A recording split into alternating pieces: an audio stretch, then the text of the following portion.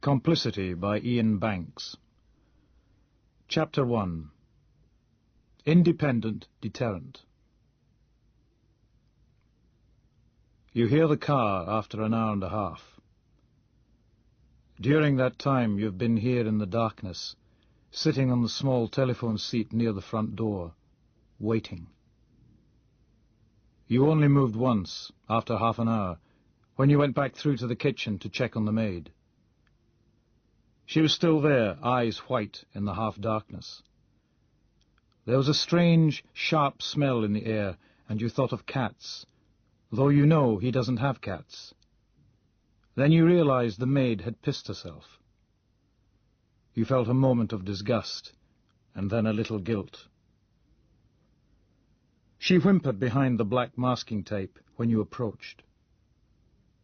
You tested the tape, securing her to the little kitchen chair, and the rope holding it against the still warm aga. The tape looked just as you'd left it.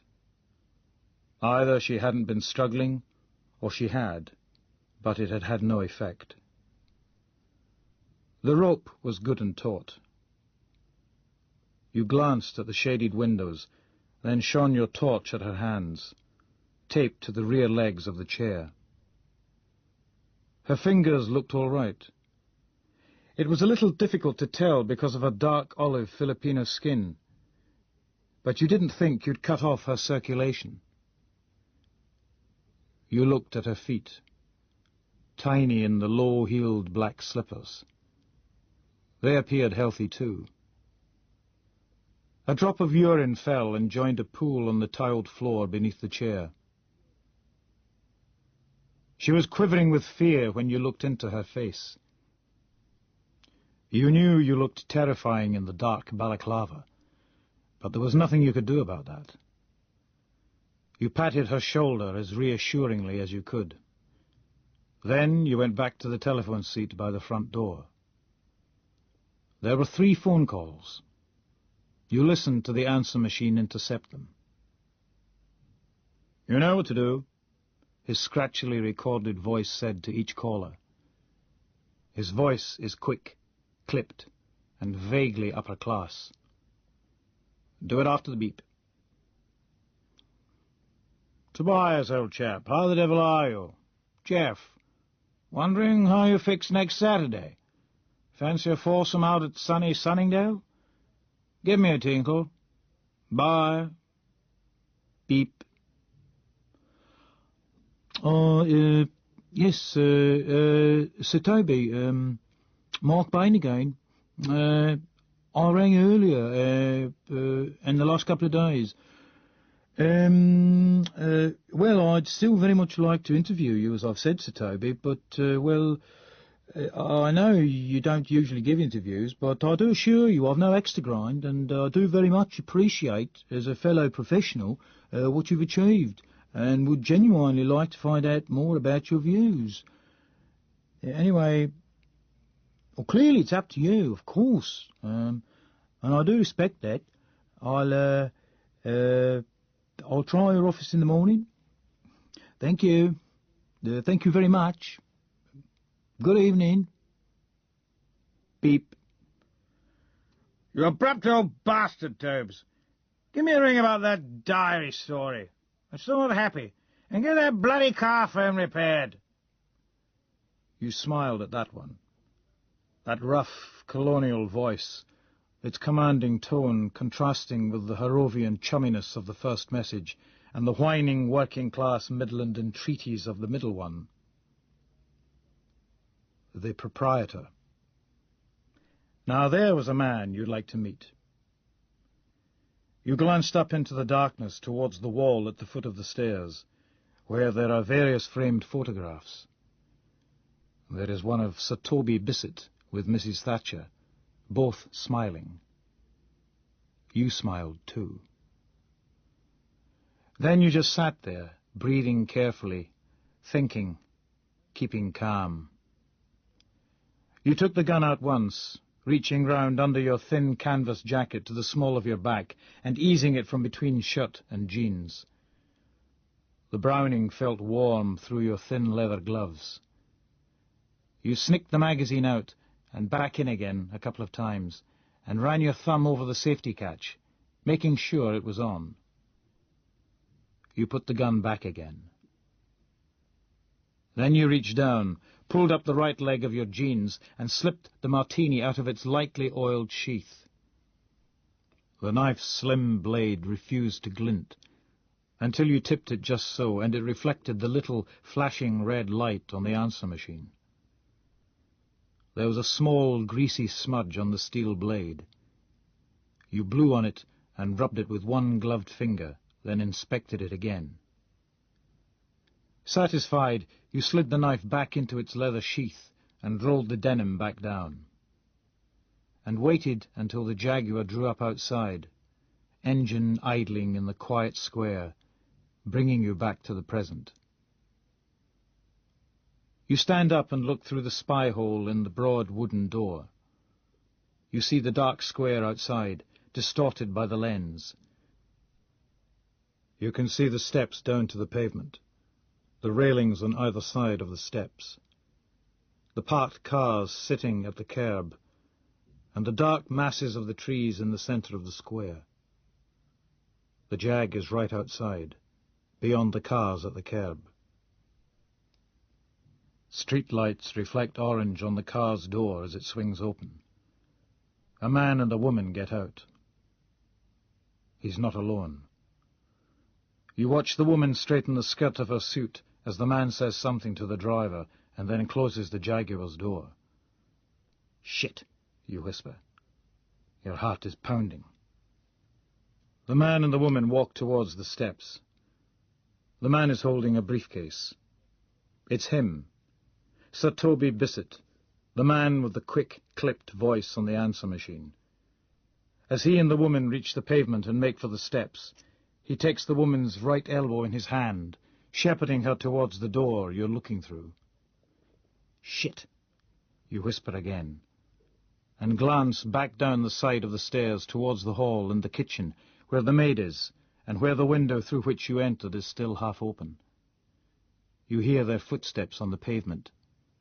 The skin on your forehead prickles beneath the balaclava. He lets go of the woman's elbow, switches the briefcase to his other hand, and reaches into a trouser pocket. They are halfway up the steps. You start to panic, and stare at the heavy chain hanging at the side of the door by the bulky Chubb. Then you hear the sound of his key in the lock.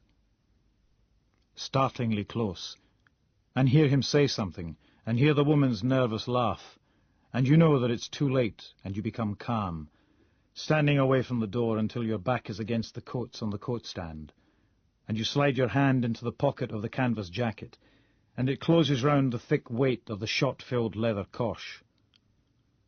The door opens, towards you. You hear the Jag's engine purring away. The hall light comes on. He says, "Here we are." Then the door closes, and they are there in front of you, and in that instant you see him turn slightly away, putting his briefcase down on the table beside the answer machine. The girl, blonde, tan, mid-20s, holding a slim briefcase, glances at you. She does a double take. You're smiling behind the mask, putting one finger up to your lips. She hesitates. You hear the answer machine spin back, squeaking. As the girl starts to open her mouth, you step forward behind him. You swing the cosh and hit him very hard across the back of the head, a hand's width above his jacket collar. He collapses instantly, falling against the wall and down over the table, dislodging the answer machine as you turn to the girl. She opens her mouth, watching the man crumple to the carpet. She looks at you and you think she's going to scream, and you tense, ready to punch her. Then she drops the slim briefcase and holds her shaking hands out in front of her, glancing down once at the man lying still on the floor. Her jaw is trembling. "Look," she says. "Just don't do anything to me." Her voice is steadier than her hands or her jaw. She glances down at the man on the carpet. "I don't know who—" She gulps, eyelids fluttering nervously. You watch her trying to speak through a dry mouth. "Who you are, but I don't want anything. Just Don't do anything to me. I've got money. You can have it. But this isn't anything to do with me, right? Just don't do anything to me. Okay? Please. She has a refined voice, a Sloane voice, a Rodin voice. You half despise her attitude, half admire it. You glance down at the man. He looks very still. The answer machine lying on the carpet clicks to a stop at the end of the tape. You look back to her and nod slowly. You move your head to indicate the kitchen. She looks that way, hesitating. You point towards the kitchen with the cosh. Okay, she says. Okay. She walks backwards down the hall, hands still in front of her. She backs into the kitchen door, swinging it fully open. You follow her through and turn on the light. She keeps walking backwards, and you hold up one hand to make her stop. She sees the maid in the chair tied to the stove. You motion her to another of the red kitchen chairs. She glances at the wide-eyed maid again, and then seems to come to a decision, and sits. You move away from her towards the working surface, where the roll of black masking tape sits. You cover her with the gun as you push the balaclava away from your mouth and pull out a length of tape with your teeth. She looks calmly, steadily at the gun, some of the colour gone from her face. You keep the gun pressed into her waist as you loop the tape round her slim, gold-braceleted wrists. You keep glancing through the doorway, down the length of the hall, to the dark shape crumpled at the front door, knowing you're taking an extra unnecessary risk. Then you put the gun away and secure her dark-stockinged ankles. She smells of Paris. You put a 10-centimetre strip across her mouth and leave the kitchen, putting the light out and closing the door. You go back to Sir Toby. He hasn't moved. You remove the balaclava and stuff it in a jacket pocket. Lift your crash helmet from behind the coat stand and put it on. Then take him under the armpits and haul him upstairs past the framed photographs. His heels bump on each step. Your breath sounds loud inside the helmet. He's heavier than you expected. He smells of something expensive you can't identify. A strand of his long grey hair falls to one side, onto his shoulder. You drag him into the sitting room on the first floor, shouldering the door to the hall closed as you enter. The room is lit only by the street lights outside, and in the semi-darkness you stumble and almost fall over a coffee table. Something falls and breaks. "Shit," you whisper. But keep pulling him towards the tall French windows, looking out over a small balcony onto the square. You prop him against the wall by the side of the windows and look outside. A couple pass on the street. You give them 2 minutes to leave the square and wait for a couple of cars to pass. Then you open the windows and step outside into the warm Belgravia night. The square seems quiet. The city is a faint background roar in the orange darkness beyond. You look down at the marble steps leading to the front door and the tall black spiked railings on either side of them. Then you go back in, take him under the armpits again, lift him through the windows and prop him against the stone parapet of the waist-high balcony. A last glance around. A car passes across the top of the square. You hoist him up so that he's sitting on the parapet. His head tips back, and he moans. Sweat dribbles into your eyes. You feel him move weakly in your arms as you maneuver him into the right position, glancing down at the railings 3 or 4 meters below. Then you tip him backwards over the edge. He falls onto the railings, hitting with his head, hip, and leg. There is a surprisingly dry, cracking, crunching noise. His head twists to one side, and one of the railing spikes appears through the socket of his right eye. His body sags, arms hanging to each side of the railings, over the marble steps and the stairwell leading to the basement flat beneath. His right leg hangs over the steps. There is another faint crunching noise as the body spasms once and then goes limp. Blood spreads blackly from his mouth over the collar of his white shirt and starts to drip onto the pale marble of the steps. You back away from the parapet, glancing from side to side. Some people walk into the far end of the square, maybe 40 metres away, approaching. You turn and go back into the sitting room, locking the windows and avoiding the coffee table and the broken vase lying on the carpet. You go downstairs and walk through the kitchen, where the two women sit tied to their chairs. You leave via the same window you entered by, walking calmly through the small back garden into the mews where the motorbike is parked. You hear the first faint, distant screams just as you take the bike's key from your pocket. You feel suddenly elated. You're glad you didn't have to hurt the women. It's a clear, cold October day, fresh and bright, with a few puffy little clouds scudding above the mountains on the chilly breeze. I look through the binoculars towards the shallow slant of Helensborough's grid-patterned streets, then move the view up to the slopes and woods behind, then track left, across the hills on the far side of the loch and the mountains beyond. Further round still, towards the head of the loch, I can make out the gantries, jetties and buildings of the naval base. There are some distant shouts and the noise of hooters over the buzz of boat and helicopter engines. I look down to the little spit of shingle straight across from me, where a few hundred demonstrators and locals are gathered, stamping their feet and waving banners. A chopper clatters overhead. I look out into the firth, where another 3 helicopters are circling above the black mass of the submarine. The tug, escorting police launches, and circling inflatables moves slowly into the mass of CND boats. A jet ski cuts across the view on a wall of spray. I put the glasses down and let them hang from my neck while I light another silk cut. I'm standing on the roof of an empty freight container on a bit of waste ground near the shore in a village called Roseneath, looking out over the Gair Loch, watching the vanguard arrive.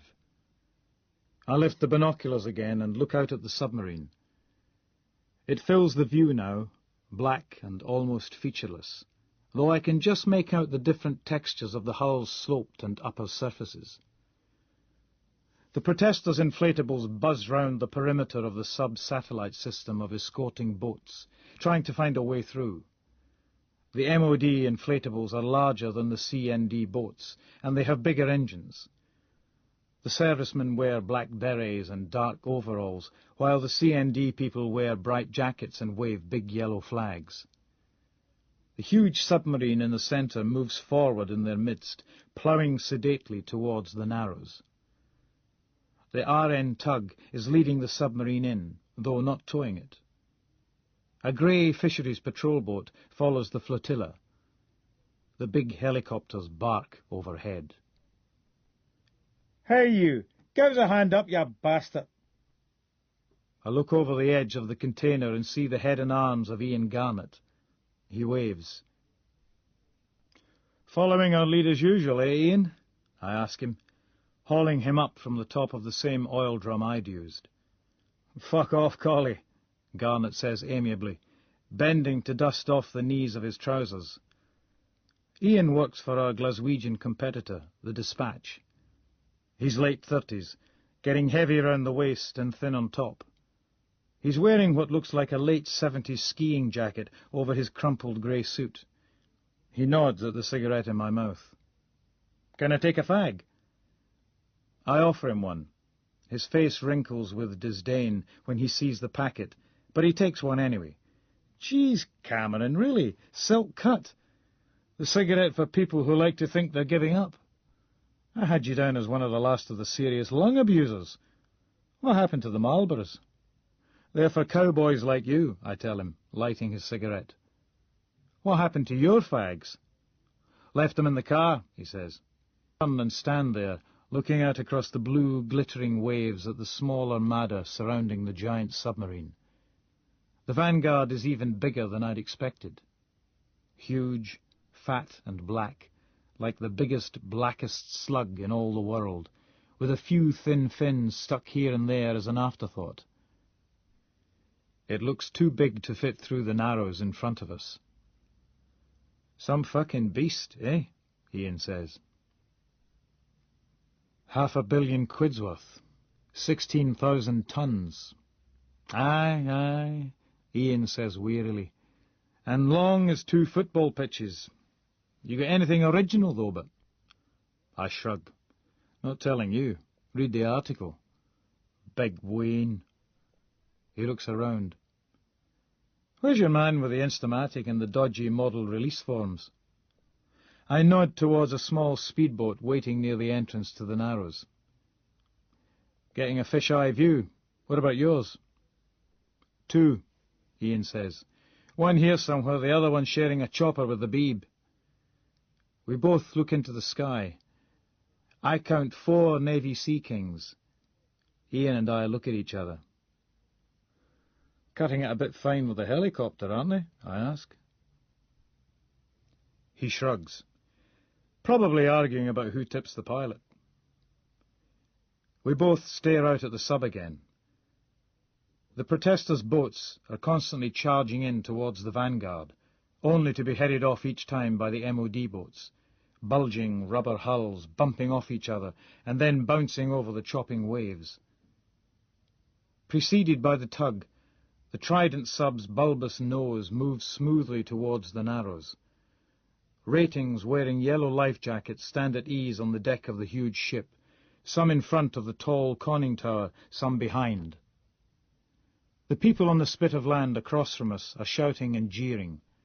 A few might be cheering. Give us a shot of your binocs, Iain says. I hand him the glasses, and he squints through them as the Navy tug leading the sub moves slowly through the Narrows. Roisterer says its nameplate. How's things at the Cali these days, anyway? Iain asks. Ah, same as usual. Wow, he says, taking his eyes away from the glasses and looking shocked. Steady now. Sure you want to say that? We're still on the record, you know. You'll be on the fucking record, you hack. You East Coast boys are just jealous of our computer system because ours works. Oh, sure. We watched the long, grossly phallic shape slide into the Narrows, its tall hull obscuring the crowd of people on the spit of land across from us. Little capped heads sticking out of the top of the conning tower look over and down at us. I wave. One of them waves back. I feel a strange, guilty happiness. The helicopters are noisy overhead. The swirling pattern of CND and MOD boats is compressed by the Narrows. The inflatables dance and bob around each other, bumping together. It looks a bit like spastics trying to dance an 8-some reel, but that isn't an image I'd use in the article. Some demo down in London yesterday, eh? Iain says, handing me back the binoculars. I nod. Last night I watched television pictures of the drenched crowds as they wound slowly through the London streets, protesting against the mine closures. Yeah, I say. I grind the cigarette out on the container's rusting roof. 6 years too late to do any good. People realise Scargill was right. He's still a bumptious cunt, though, but... Doesn't matter, he was right. That's what I said, a right bumptious cunt. Garnet grins at me. I shake my head and nod at the fisheries boat tailing the small fleet, squeezing its way through the Narrows. What do you think? Would you say that boat's bringing up the rear, or bringing up the stern? I mean, are we talking nautical here? Iain squints at the ship as the huge bulk of the submarine continues to slide past us. I can see him trying to think of a remark, thinking there must be something on the lines of, no, it's bringing up its dinner, or something equally strained about a nautical remark. But they're both poor quality leads, and he obviously realises this because he just shrugs and takes out his notebook and says, "Search me, pal." He starts scribbling squiggles. Garnet must be one of the last of the shorthanders. Few people of our generation trust in pitmen anymore, preferring to rely on Olympus pearl corders. You still off diary this weather, then, Cameron? Yeah, a roving news hound without portfolio, that's me. Uh-huh.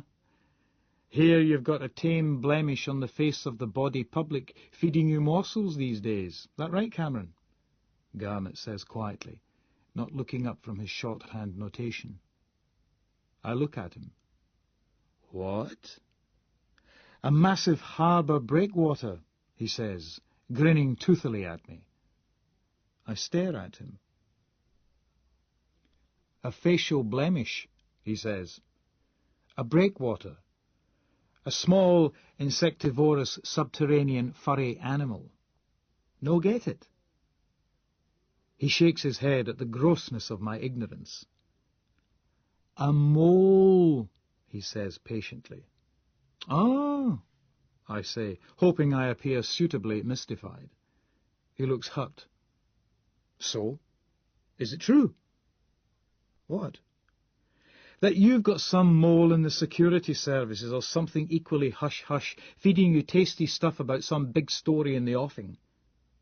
I shake my head. No, I tell him. He looks disappointed. Who told you this anyway? I ask him. Was it Frank? His brows go up. His mouth makes an O, and he draws in a breath. Sorry, Cameron. Can't reveal my sources. I give him a pained look. Then we both turn to watch the submarine. There's a faint, distant cheer as one of the CND inflatables finally manages to break through the encircling military boats, evades the police launches, and speeds in to bump into the sloping black stern of the Trident submarine, sliding briefly up onto its rump like a gnat trying to mount an elephant, before being chased away again. A TV crew capture the moment. I grin, feeling vicariously pleased for the protesters. After a while, the tall grey shape of the patrol boat Orkney hums past, following the huge submarine. Orkney, Garnet says thoughtfully. Orkney. I can almost hear his brain working, trying to make a connection with tomorrow's big home news event, when the report into the Orkney child abuse fiasco will be published. Knowing Garnet, a comment involving seamen is far from out of the question. I keep quiet, trying not to encourage him. He throws his cigarette butt away. Perhaps, misinterpreting the gesture, somebody at the stern of the Orkney waves at us. Iain waves cheerily back. "Aye, get your coxswain, lads," he calls, not loud enough for anyone on the boat to hear. He sounds pleased with himself. "How amusing, Iain," I say, stepping to the edge of the container. "Fancy a pint later?" I jump down via the oil drum. "Going already, are you?" Iain says. Then, "Nah, got to interview the fast lane commander and get back to the office." "Yeah, I'm heading for the base too," I tell him. "See you there." I turn and walk across the waste ground towards the car. "Don't give us a hand down then, you snobby Edinburgh bastard," he calls. I hold up one hand as I walk away. "OK." I pass the submarine a minute later as I drive out of the village and towards the head of the loch and the naval base on the far side. The submarine looks oddly, menacingly beautiful in the bright sunshine, a blackly gleaming hole in the scape of land and water. I shake my head. 12 billion quid to take out some probably already empty silos and incinerate a few tens of millions of Russian men, women and children. Except they aren't our enemies anymore, so what was always obscene and definitively, deliberately useless becomes pointless, even more of a waste. I park the car for a while on an elevated stretch of the road past Gerloch Head, looking down the loch and watching the submarine approach the dock. There are a few other cars parked and groups of people watching, come to try and get some of their tax money's worth. I light a cigarette, winding the window down so I can blow all that unhealthy smoke away. My eyes are smarting with tiredness. I was up most of last night, working on a story and playing Despot on the computer. I look around to make sure nobody's watching. feel inside my North Cape jacket, and take out the little bag of speed. I dip a moistened finger in the white powder in one corner, and then suck the finger, smiling and sighing as the tip of my tongue goes numb. I put the bag away again and continue smoking. Unless, of course, you counted the Trident system's use in geopolitical, economic terms, as part of the West's vast arms build-up. The build-up that broke the communist bank, finally devastating a Soviet system no longer able to compete. It bankrupted the US too, turning the world's greatest creditor nation into the world's grossest debtor in 2 easy presidential terms. But a lot of dividends had been paid out in the meantime, and the debt was something for the next few generations to worry about. So fuck 'em. So as communism disappeared and the threat of total global holocaust evaporated, and just left us with everything else to worry about, and as those enticing eastern markets opened juicily up, and the old ethnic hatreds pressured into solution under the comrades bubbled and frothed themselves up to full bursting pressure, maybe this giant black slug, this potentially city-fucking, country-fucking, planet-fucking prick sliding up between the thighs of the loch could take some of the credit. Hell yes. I start the car, feeling charged and alert and justified again, fully firing on all cylinders and just fizzing with the good great goddamn gonzo juice of the determination to get down to that there nuclear submarine missile base and cover the story, as the blessed Saint Hunter would say. At the base, past the peace camp where protesters wave placards, past the dense meshed fences topped with rolls of razor wire and through the tank-stopping gates, after showing my press accreditation and being directed to the relevant building for the press briefing and typing part of the story into the laptop while waiting for everybody else to arrive. The naval officers answering the questions look fresh and fit and seem decent and polite, and somehow regretfully but steadfastly sure that they are doing something that's still important and relevant.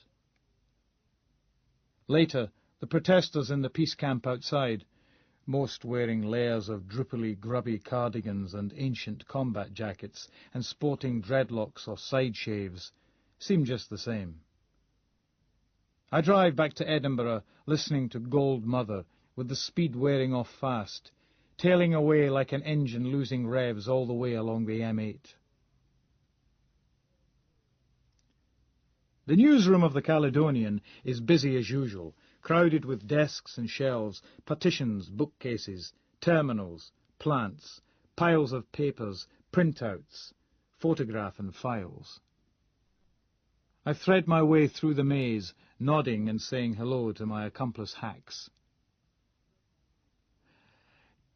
"Cameron," Frank Saw says, looking up from his terminal. Frank is 50, with bouffant white hair and a complexion that succeeds in being moderately ruddy and childishly smooth at the same time. He talks with a sing-song voice, and after lunch usually a slight lisp. He likes to remind me what my name is whenever he sees me. Some mornings this helps. "Frank," I say, sitting at my desk and squinting at the little yellow notes decorating the side of the terminal screen. Frank sticks his head and shoulders round the other side of the screen, providing an unambiguous visual cue to the fact that he still thinks coloured shirts with white collars are neat. "So how's the latest component of Britain's vital and totally independent deterrent, then?" he asks.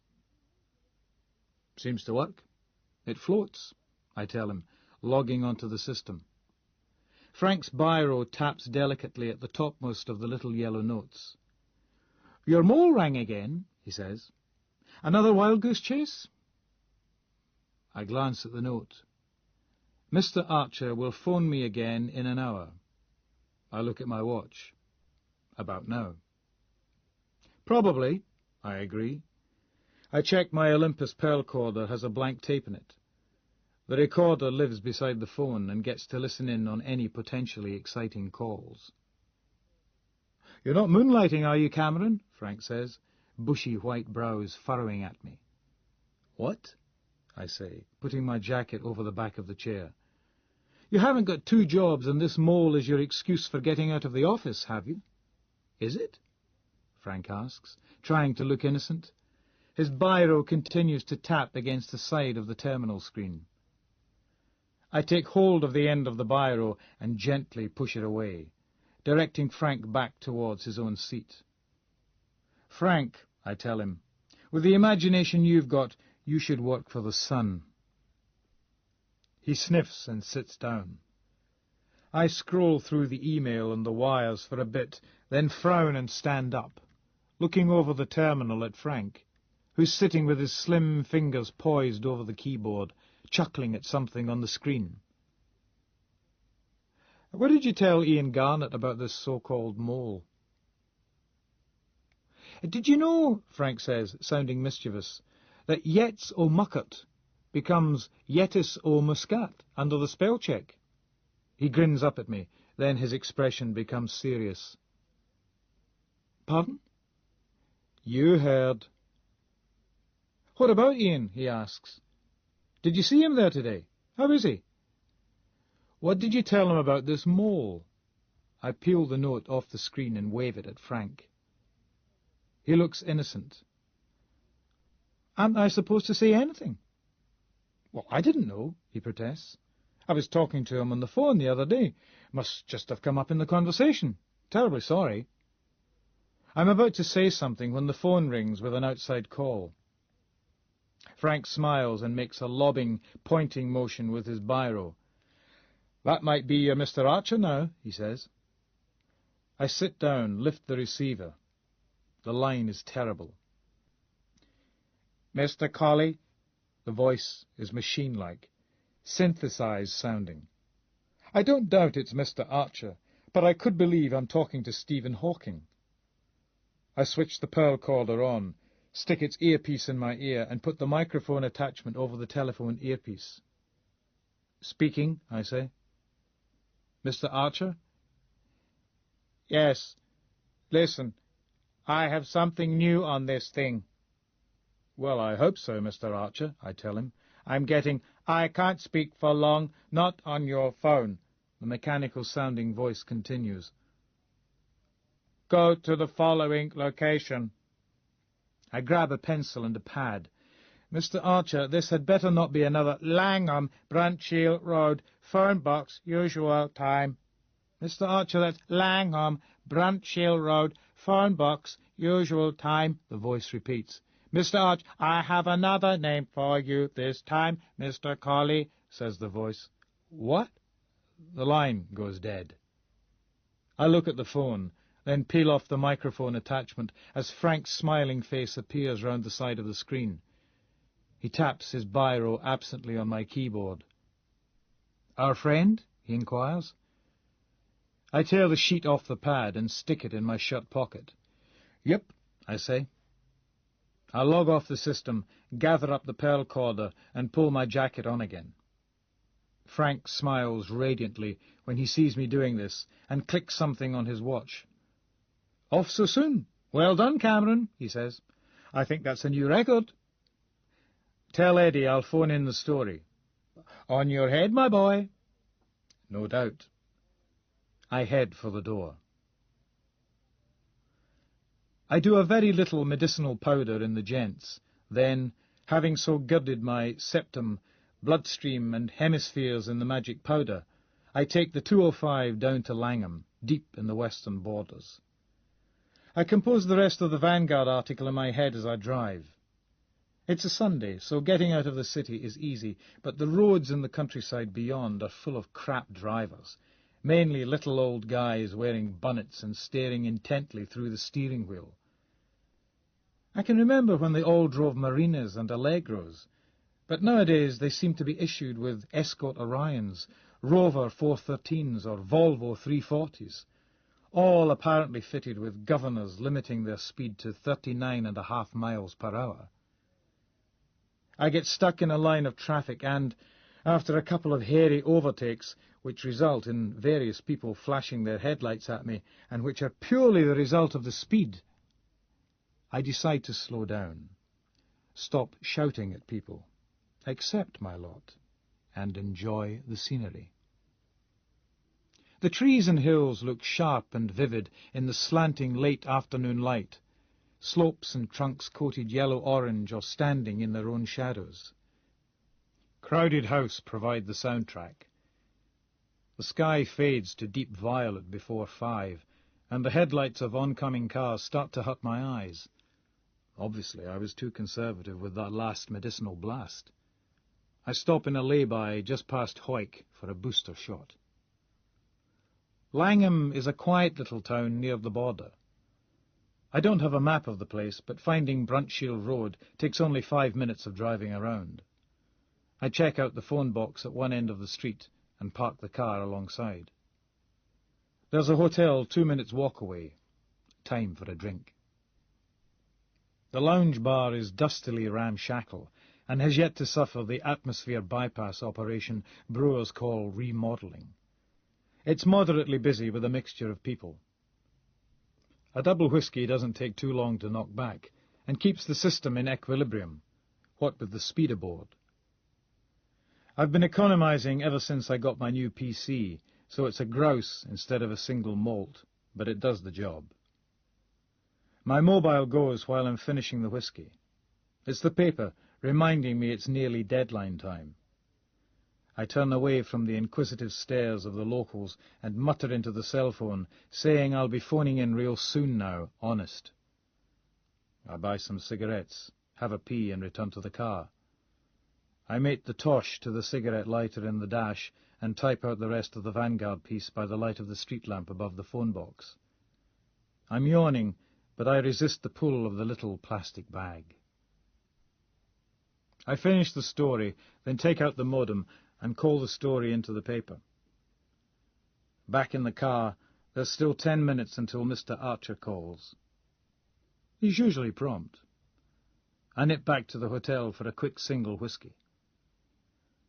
The phone in the box is ringing when I get back. I run in, grab it, and fiddle with the Olympus, clicking it on and untangling the wires, cursing under my breath. "Hello?" I shout. "Who is that?" says the calm, mechanical voice.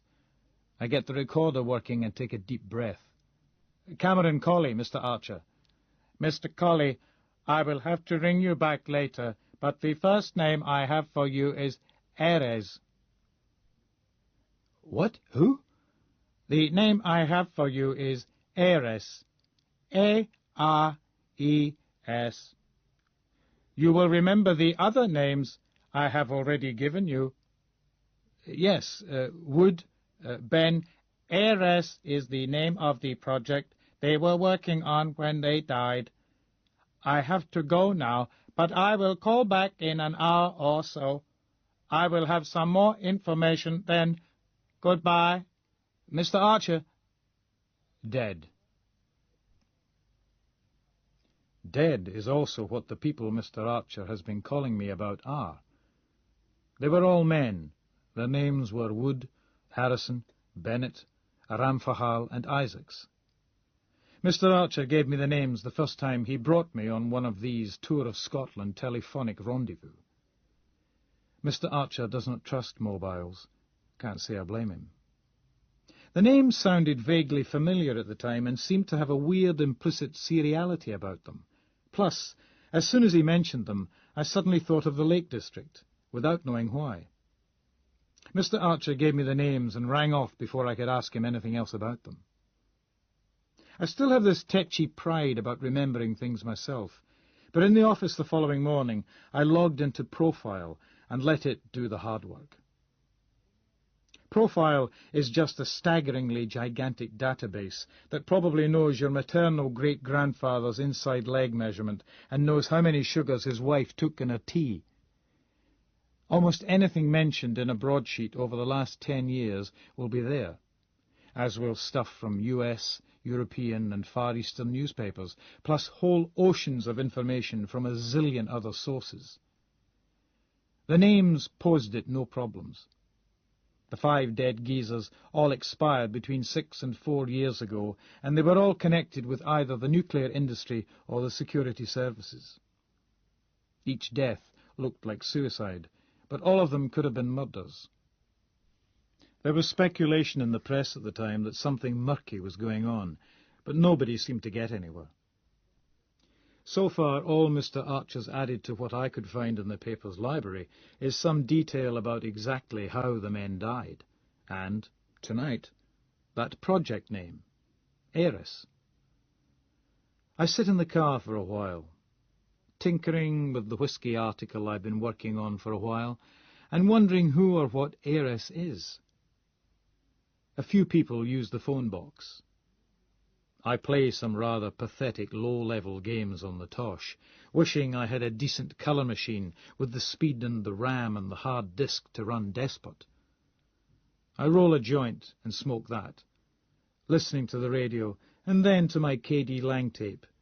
But it's too soporific, and I turn the radio on, but it's too inane, so I scrabble in the glove box until I find Trompe le Monde by the Pixies, and that keeps me awake better than Speed, though the tape's stretched a bit because I've played it so much, and so the sound comes and goes a bit. But that's cool. I'm running through the woods at Strathspeld on a bright summer's day. I'm 13 years old, and while I'm running, I'm also looking at myself from outside, as though I'm watching all this on a screen. I've been here many times before, and I know how to turn away from this place. I know how to escape from it. I'm just about to do that when I hear a bell. I wake up, and the phone is ringing. It takes me a second to realize I've been asleep, and another second to remember where I am. I leap out of the car and into the box, just ahead of an old man walking his dog. "Who is that?" says the voice. "Cameron Colley again, Mr. Archer. Look, there is one other person who knows about the ones who died. Mr. Colley, the go-between. I do not know his real name yet. When I find out, I will tell you." "What?" "His code name is Jamel. I will spell that for you," the Stephen Hawking voice says. It does so. "I got that, Mr. Archer, but who—" "Goodbye, Mr. Colley. Take care. Mr—" But Mr. Archer rings off. "Shit!" I shout. I forgot to record the call too. I sit in the car for a while, entering the name Gemmell into the Tosh. It means nothing to me. I head back to the hotel for a piss and a last drink. Another double. One for the road, now that the first one's probably out of my system. I haven't eaten since this morning, but I don't feel hungry. I force myself to eat some dried peanuts and have a half of Murphy's to wash them down, and for the iron. I used to drink Guinness, but I've been boycotting the stuff since those bastards lied about moving their HQ to Scotland. In the car I suck a little Speed, purely in the interests of road safety. It'll keep me awake. Then smoke a joint as I drive away, just to keep things balanced. There's a Radio Scotland programme on at midnight, which sometimes does a Tomorrow's Headlines bit right at the end. I listen to it, and sure enough, they mention our headline tomorrow, but we're leading with the manoeuvring in the Tory party on the run-up to the Maastricht vote. I feel let down. But then they mention that the photograph on our front page is of the vanguard arriving at Faz Lane. So I know my story's there, and with any luck at all, it'll be alongside the photo on the front page, rather than buried inside. I experience a modest thrill of news fix, a dose of journal buzz. This is a kind of hit unique to the profession, near instant in-print gratification. I suppose if you're a stand-up comic, a live musician, or an actor, the reward is similar and even quicker. But if what you're into is the printed word and the dubious authority of on-the-page black and white, then this is entirely the biz.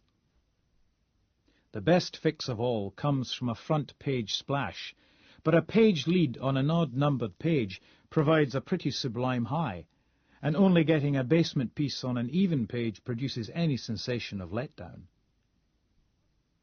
I have another joint to celebrate, but it makes me a little drowsy, and it takes a definitely last-of-the-night micro-lick of speed and another fix of trompe-le-monde to even things up again. Chapter 2. Chill Filter. I'm very tempted to call in at the paper and pick up a copy fresh off the presses, which will be rumbling away now, shaking the whole building. The smell of ink and the greasy feel of the print always powerfully reinforce the news-fix buzz. Plus, I'd like to check my Vanguard story to see what violence the sub-editors have succeeded in inflicting on it. But as I drive down Nicholson Street, suddenly the idea of subs cutting a story about a sub seems wildly amusing, and I find myself giggling uncontrollably, making me sniff and sneeze and bringing tears to my eyes. I decide that I'm too wasted to be able to put on a sober face for the print room boys, so I head home instead. I get back to Shaney Street about 1 o'clock, and have the usual enforced tour of Stockbridge by night, looking for a parking place, before finding one only a minute from the flat. I'm tired but not sleepy, so I have a nightcap spliff and 2 fingers of Tesco's single malt. During the next couple of hours I listen to the radio and watch all-night TV out of the corner of my eye, and tinker with the whisky story on the PC. And then deliberately do not play despot, because I know I'd only go and get involved and be up until dawn and sleep all day, and not be up in time for tomorrow's job. I have an appointment with a distillery manager at noon. So instead I go back to Xerium and play that. Recreational play, in other words, not serious stuff. A game to wind down to, not get wound up by. Xerium is an old favourite, almost like a pal. And even though there are still a few bits of it I haven't cracked, I've never looked for hints or cheats in the magazines because I want to get there myself, which isn't like me. And anyway, it's fun just flying around and adding to the map you gradually build up of the island continent the game's set on. Finally, I crashed the good ship Speculator, trying, as usual, to find a probably non-existent route between the peaks of the mountains of Zound. I swear I've tried every gap in those damn hills. Hell, I've even tried flying straight through the mountains, thinking one of them is supposed to be a hologram or something. But I crash every time.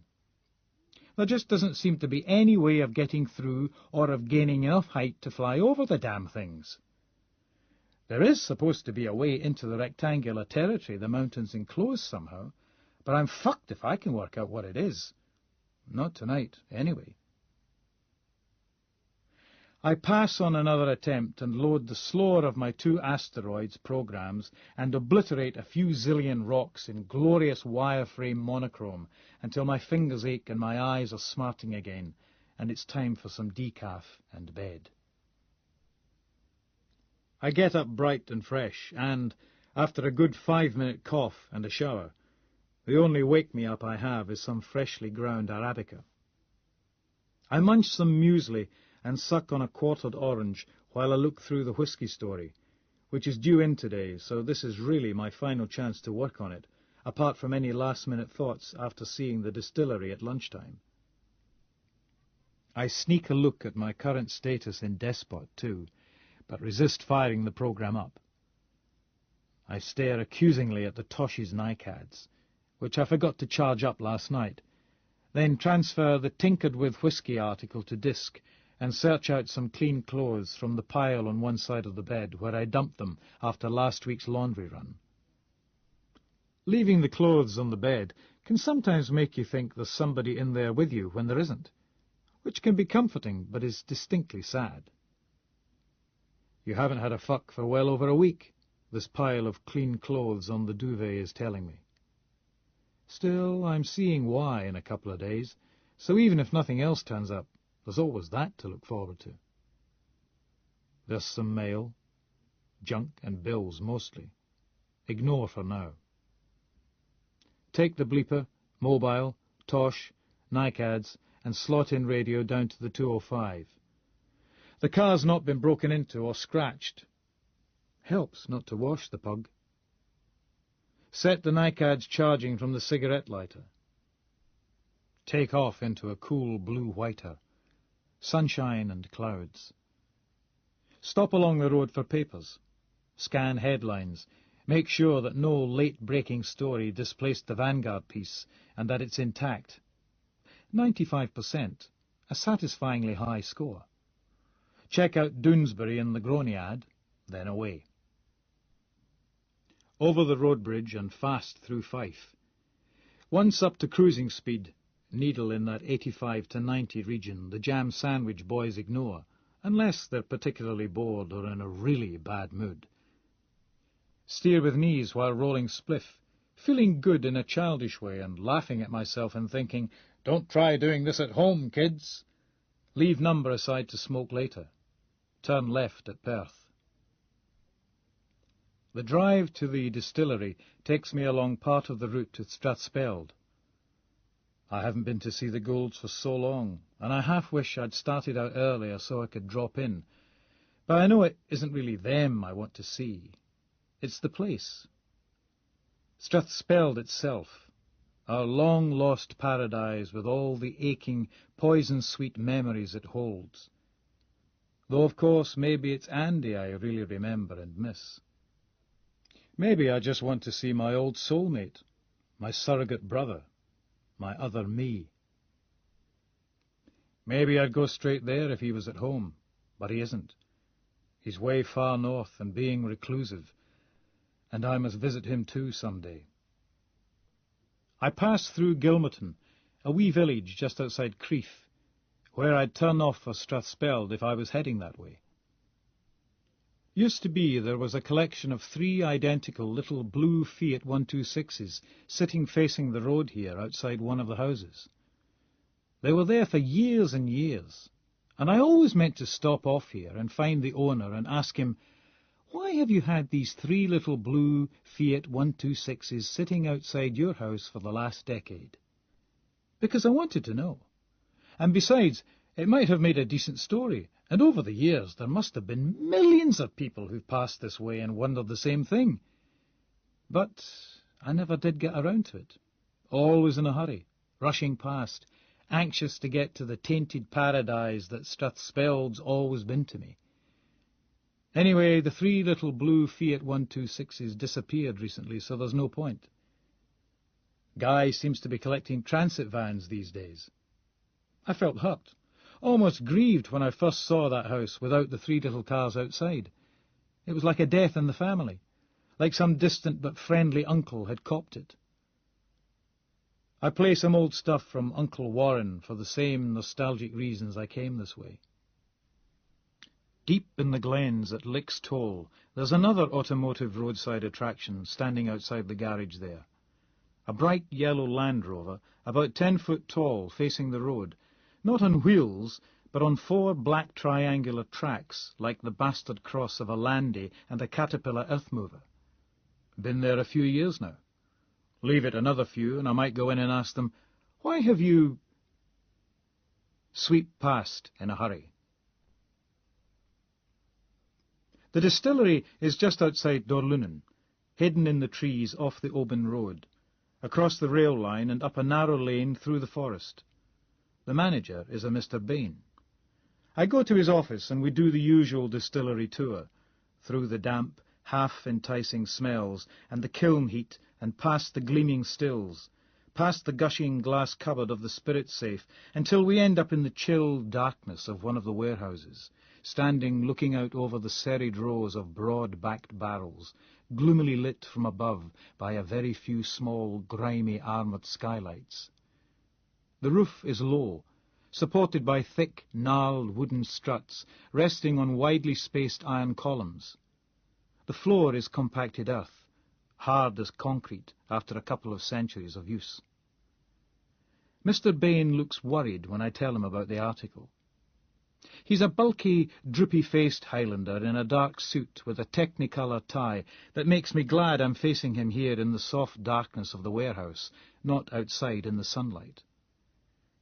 Well, basically just the facts, I'm saying, grinning at Mr. Bain. That back in the 20s, the Yanks objected to their whisky and brandy going cloudy when they added ice to it, so they told the distillers to fix what they regarded as a problem. The French, being the French, told them what to do with their ice cubes, while the Scots, being British, said, "Certainly, here's what we'll do." Mr. Bain's wounded spaniel looks take on an extra tier of unhappiness as I tell him all this. I know I shouldn't have taken that micro-lick of powder while we were going through the tour earlier, but I couldn't resist it. There was an irresistibly appealing getting-away-with-it promissory glee about sticking my finger in my mouth, then my pocket, then my mouth again, and nodding as Mr. Bain talked, and I looked interested, while my tongue went numb, and the chemical taste thickened in my throat, and this firingly, chargingly addictive, illegal drug did its business, while we walked round this perfectly legal, government-financing drug factory. So I'm gibbering, but it's good. But, Mr. Colley, so the distillers brought in chill filtering, lowering the temperature of the whisky until the oils that cause the cloudiness come out of solution, and then straining the stuff through asbestos to remove the oil. Only that removes a lot of the taste as well, which you can't put back, and the colour, which you can put back using caramel. Isn't that right? Mr. Bain has a hangdog look. Well, broadly, he says, clearing his throat and looking out over the ordered sea of barrel-backs disappearing into the gloom. But is this going to be what do you call it, an exposé, Mr. Colley? I thought you just wanted... You thought I just wanted to do yet another article on what a grand, beautiful country we live in, and how lucky we are to produce this world-renowned, dollar-earning drink, and isn't it life-enhancing, used in moderation, and just generally great? Well, it's up to you what you write, Mr. Colley, Mr. Bain says. I have raised a smile. But, I feel you might be misleading people by emphasizing things like, well, the asbestos, for example. I mean, people might think there's asbestos in the product. I look at Mr. Bain. Product? Did I hear him say product? But I'm not going to be suggesting that at all, Mr. Bain. This will be a straight, factual article. Aye, but facts can be misleading out of context. You see, I'm not sure about the tone. But, Mr. Bain, I thought you were in sympathy with the tone of this article. That's why I'm here today. I was told you're thinking about producing a real whisky, with no chill filtering and no colouring. A premium brand, using the cloudiness and the oils that are left in as a selling point, basing the ads on it even. Well, Mr. Bain says, looking uncomfortable, the marketing people are still looking into that. Mr. Bain, come on. We both know the demand's there. The SMWS does a roaring trade. Cadenhead's shop in the Royal Mile. Well, it's not that simple, Mr. Bain says, looking even more uncomfortable now. Look, Mr. Colley, can we talk, without you reporting it? You want to talk off the record? Aye, off the record. All right, I nod. Mr. Bain clasps his hands under his soot-clad belly and nods in a serious manner. Look, Cameron, he says, dropping his voice, I'll be honest with you. We have thought about test marketing this premium brand you're talking about, and using the lack of chill filtering as a unique selling point. But, you see, Cameron, we couldn't survive on that alone, even if it did work, not for the foreseeable future at any rate. We've got other considerations to take into account. We'll probably always have to sell the vast majority of our product for blending. That's our business. That's our livelihood. And as such, we rely on the goodwill of the firms we sell to. Firms much, much larger than we are. You're saying you've been told not to rock the boat? No. Mr. Bain looks distressed at being imperfectly understood. But you have to realise that a great deal of the success of whisky has to do with its mystique, the image the customer has of it as a unique, high-value product. It's almost mythical, Cameron. It's the Uskabor, the water of life, as they say. It's a very strong image, and a very important one for the Scottish export drive and national economy. If we, as, frankly, a very junior player in all this, do anything that conflicts with that image, such as putting the idea into the public's head that all the other whiskies they can buy are chill-filtered and or caramel-coloured. Well, yes, then you'll rock the boat, I say. So you've been told to shelve the new premium brand or forget about ever selling whisky for blending again, and so going out of business. No, no, no, Mr. Bain says again. But as we stand there in the chilly gloom of the spirit-fragrant warehouse, surrounded by enough maturing hooch to float a Trident submarine, I can see that the real answer, even off the record, is yes, yes, yes. And I'm thinking, yay! A conspiracy. A cover-up. Arm-twisting. Blackmail. Corporate pressure on the little guy. This could be an even better story. You enter through the back door using a crowbar. The door and the lock are both heavy, but the frame has rotted beneath its layers of paint over the years. As soon as you're in, you take the Elvis Presley mask from your day pack and slip it on, then pull the surgeon's gloves from your pocket and snap those on too. The house feels warm from the afternoon. It faces south and has an uninterrupted view out over the links of the golf course towards the estuary, so it catches a lot of sun. You don't think there's anybody in yet, but you aren't sure. There wasn't time to watch the place all day. It feels and somehow sounds empty. You slip from room to room, feeling sweaty beneath the slick latex of the mask. The late evening sun has turned the faint, high clouds over the sea pink, and the light falls into every room, filling them with rose and shadows. The stairs and a lot of the floorboards creak. The rooms look clean, but the furniture is old-fashioned and mismatched, cast off. You satisfy yourself there's nobody in, ending up in the main bedroom of the house. You're not very happy with the bed. It's a divan. You inspect it, in that reddening gloaming, then heave the mattress off, leaving it propped against the wall. Still no good. You go through to the other front bedroom, which also looks out over the course and the sea. The room smells unlived in, even slightly damp. This bed is better. This one has an iron frame. You pull the bedding off and start to tear the sheets into strips. You look out of the window as you do this, watching a couple of military jets over the sea in the distance. To the right, beyond the railway line, you can see the curve of beach leading out to the wooded point, and catch a glimpse of the lighthouse there, rising above the trees. Then you see Mrs. Jameson coming through the gate from the road and up the garden path, and you duck down, walking quickly to the door on the top landing. You listen to the front door opening. Mrs. Jameson comes in and goes through to the kitchen. You remember the creaking stairs. You hesitate for a second, then walk normally to the stairs and go down them with a fairly quick, heavy tread, whistling. The steps creak. "Murray?" Mrs. Jameson's voice calls from the kitchen. "Murray, I didn't see the car." You reach the foot of the stairs.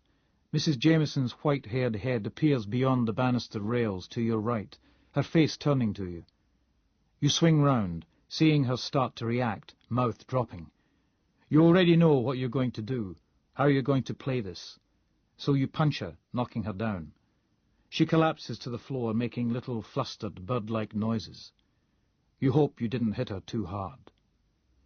You haul her up and keep your hand over her mouth as you drag her upstairs. You pin her on the divan base and stuff a handkerchief in her mouth using the handle of the Stanley knife, then pull a pair of her tights over her head, tie them round her neck and mouth, and put her inside the old heavy wardrobe in the main bedroom, pulling out the few clothes hanging there and handcuffing her to the rail. She whimpers and cries, but the gag muffles everything. You pull the tights she's wearing down and tie her ankles together above her sensible brown brogues. Then you close the wardrobe doors. You sit on the divan base, pull off the mask and sit there, breathing hard and sweating. You cool off, then put the mask back on and open the door again. Mrs. Jameson stands, trembling, her eyes through the dark grey mesh of the tights looking bright and wide. You shut the door, then close the curtains in that bedroom and the one with the iron-frame bed. Her husband arrives half an hour later, parking the car in the drive. He comes in by the front door, and you're waiting behind the kitchen door as he walks through. You make a noise. He turns and you punch him, sending him clattering back against the kitchen cabinet, producing an avalanche of willow-patterned plates. He tries to get up, so you hit him again. He's very old, and you're quite surprised it takes 2 punches to lay him out, though he's still a decent weight. You stuff a pair of his wife's panties in his mouth and do the same trick with the tights, over the head and tied round the neck, then drag him upstairs to the second bedroom. You can smell he's been drinking recently. G&T's, probably. Some cigarette smoke smell, too. You're sweating again by the time you get him onto the bed with the iron frame. You tie him to the bed, face down. He's starting to come round. When he's secured, you take out the Stanley knife. He was carrying a light wind cheater which you left in the kitchen, and he's wearing a blue Pringles sweater with a knickerbocker golfer depicted on the front, a Marks & Spencer's check shirt, and a light string vest. You cut his clothes off, flinging them into one corner. His fawn slacks scatter golf trees when you throw them aside. His socks are bright red, his Y-fronts white. His golf shoes are brown and white, heavily spiked and with elaborate tongues and tasselled laces. You take off your day pack. You get the pillows from the main bedroom and stuff them and those from this bed under the old man's torso, raising his body from the bed. He's making spluttering, shouting noises now and moving weakly. You use a couple of rolled-up blankets to bring his rump up further, then go back to the day pack and sort out the things you'll need. He struggles, as though wrestling with a pinned, invisible opponent. He's making a noise like he's choking, but you don't do anything yet. You take the top off the cream. There's a spitting, hacking noise, and he must get at least some of the gag out of his mouth, because he splutters, "Stop this! Stop this, I say!" Not the gruff, home counties voice you recall from the television, more high-pitched and strained. But that's hardly surprising in the circumstances. He sounds less frightened than you expected, though. "Look," he says, in something more like his normal voice, deep and no-nonsense. "I don't know what you want, but just take it and get out. There's no need for this, no need at all." You squirt some of the cream onto the vibrator. "I think you're making a mistake," he says, trying to twist his head round to see you. "Seriously, we don't live here. This is a holiday home. It's rented. There's nothing of value here at all." He struggles some more. You kneel on the bed behind him, inside the inverted V of his scrawny, varicosed legs. There are broken veins on his back and upper arms. His shanks look grey and withered. His buttocks are very pale, almost yellowish, and the skin on his thighs, below the level shorts would come to, has a grainy, mottled appearance. His balls hang like old fruit, surrounded by wiry grey hair. His cock looks slightly engorged. That's interesting. He feels you get up onto the bed and shouts, "Look, I don't think you know what you're doing. This is aggravated burglary, young man. You are!" You put the cream-smeared tip of the vibrator against his anus, grey-pink and pursed between his spread buttocks. The cream must feel cold. "What?" he shouts, voice muffled by the gag. "Stop! What do you think you're doing?" You start to work the creamy plastic dildo into him, twisting it from side to side and watching the skin round his anus stretch and whiten as the ivory-coloured plastic slides in. A thin collar of white cream builds up there. Oh, stop. All right. I know what you're doing. I know what this is about. All right. So you know who I am. But this is no way to... Stop. All right. You've made your point. Those women... Look, all right, I may have said things I regretted later, but you weren't there. You didn't hear all the evidence. I did. You didn't hear the men who were accused. You couldn't form an opinion of their character. The same with the women. Stop, please, please. Oh, you're hurting. You're hurting. You have the vibrator about a third of the way in, not quite up to its maximum girth.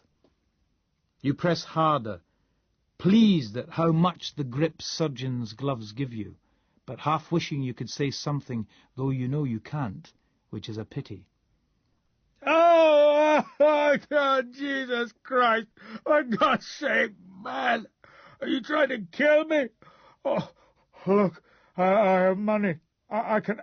Oh, you filthy bastard! He moans and farts at the same time. You have to turn your head away from the smell, but you push the vibrator in further. You can hear seagulls crying outside beyond the closed curtains. Stop! Just stop this! He shouts. This isn't justice! You don't know all the facts about those cases. Some of them were dressed like whores, damn it. They'd let any man have them. They were no better than whores. Oh, fuck! Oh, fuck! Oh, you filthy blackguard bastard! Oh, you filthy fucking queer bastard! Ah! He pulls and bucks, rattling the bed and pulling the knotted sheet strips tighter. You bastard! He splutters. You'll pay for this. You won't get away with this. They'll catch you. They'll catch you, and I'll make damn fucking sure they give you a lesson in the cells you'll never forget. Do you hear me? Do you? You leave the vibrator in there and switch it on. He heaves and pulls again, but it doesn't do any good. Oh, for God's sake, man, he moans. I'm 76. What sort of monster are you? He starts sobbing. And my wife, He says, coughing. What have you done with my wife? You get off the bed and take out the little wooden box from the zipped pocket of your shell suit, carefully slide the lid off, and tease apart the nest of toilet tissue inside. The wad of tissue holds a tiny vial of blood and a needle. It's a dirty, disposable syringe needle, a little thing barely a centimetre long, with a cone of ribbed orange plastic at the end that would fit onto the body of the syringe. You listen to him as he curses you and threatens you, and you are still unsure.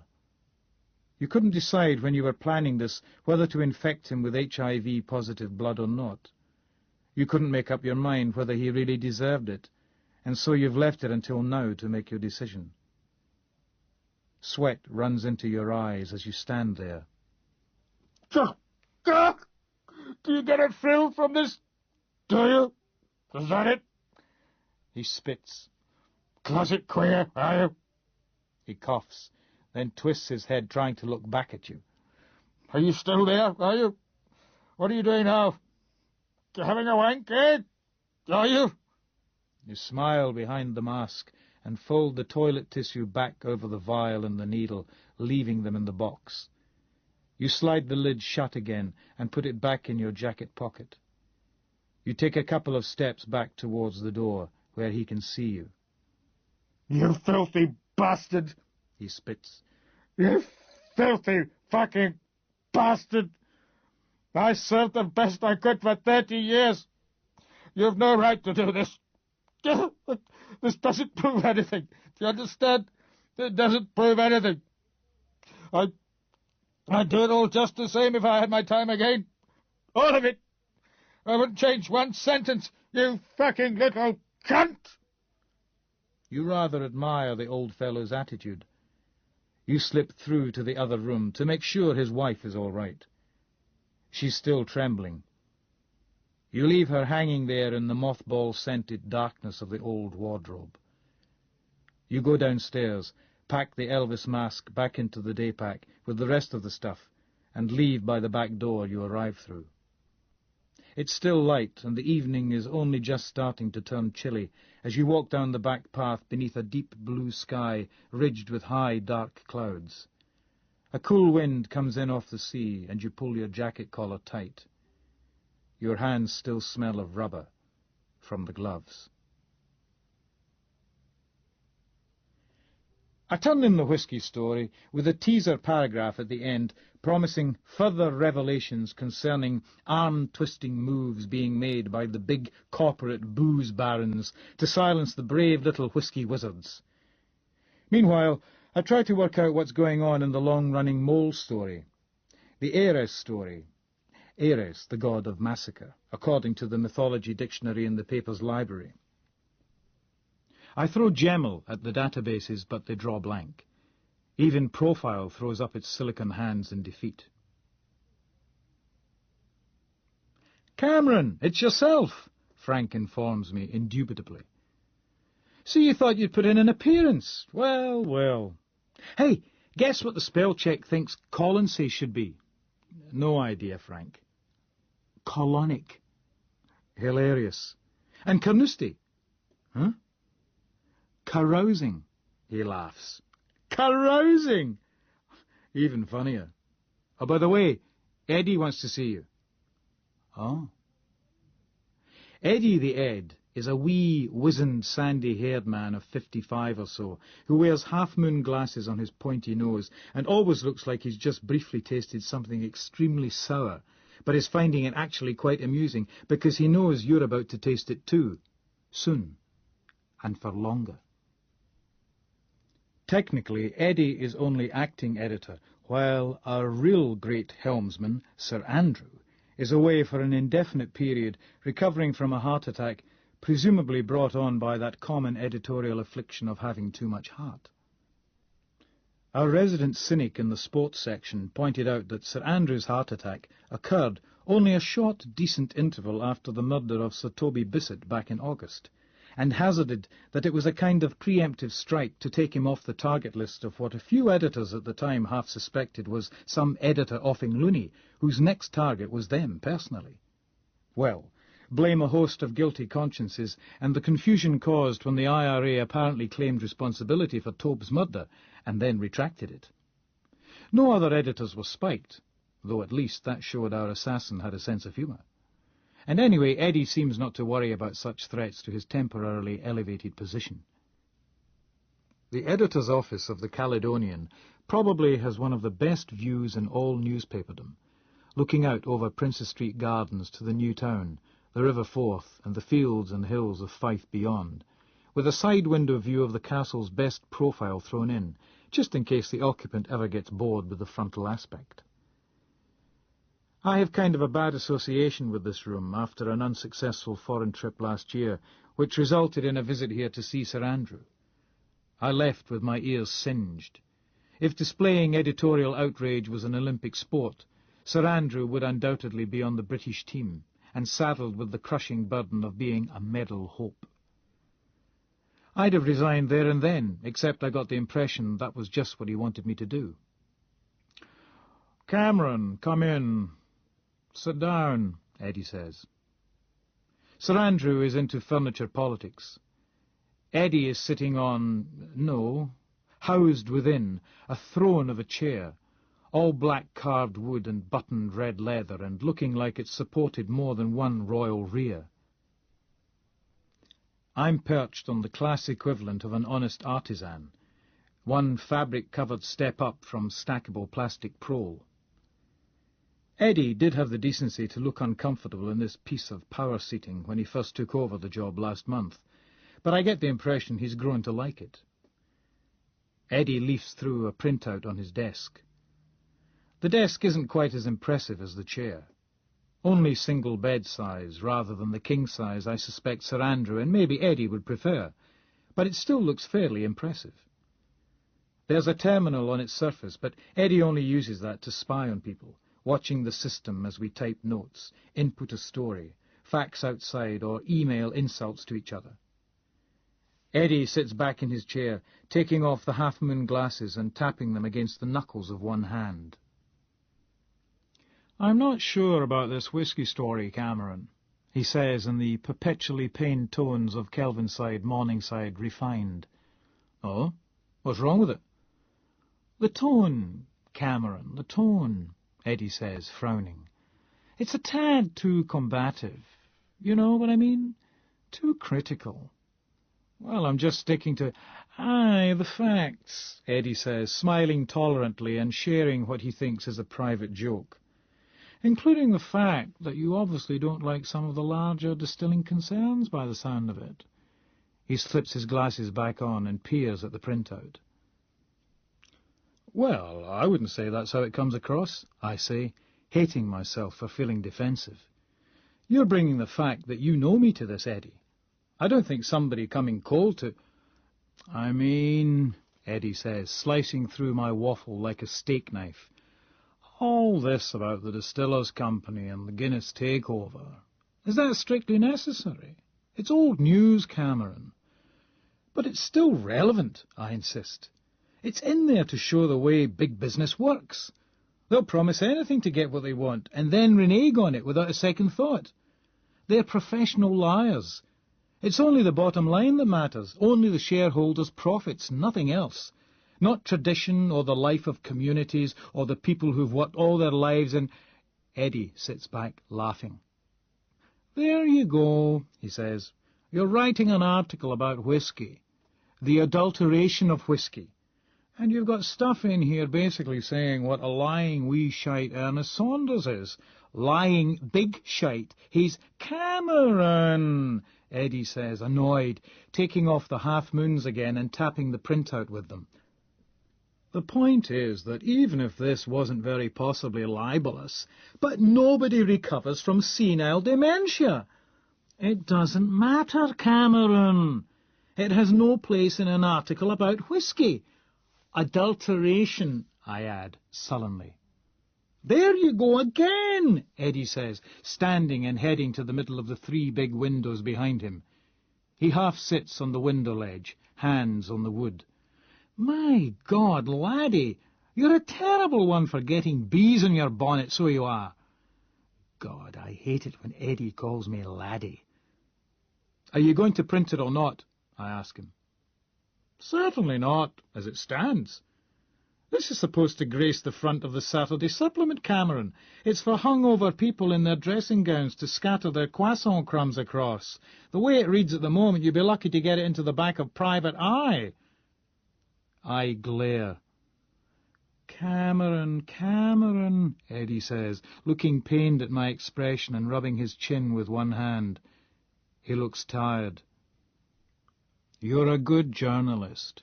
You write well.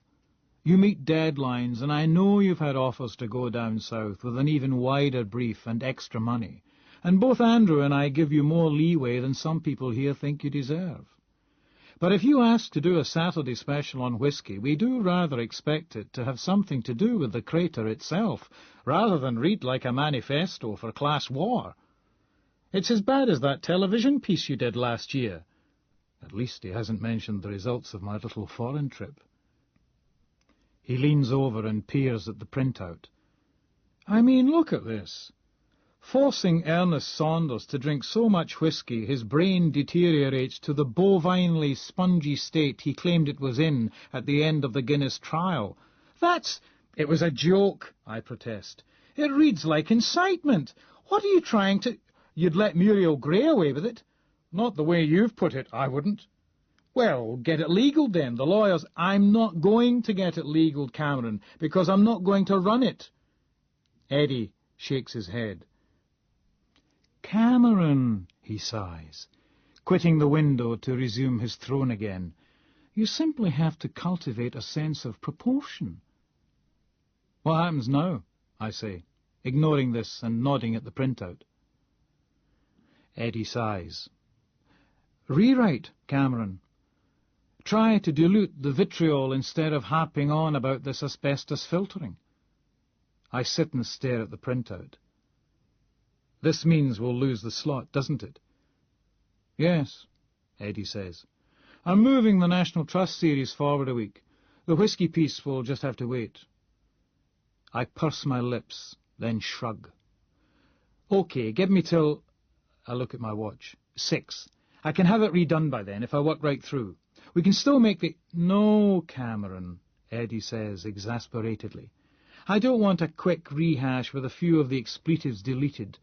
I want you to rethink the whole thing. Approach it from a different angle. I mean, get your criticism on the moral corrosion of late capitalism in implicitly if you must, but make it implicit.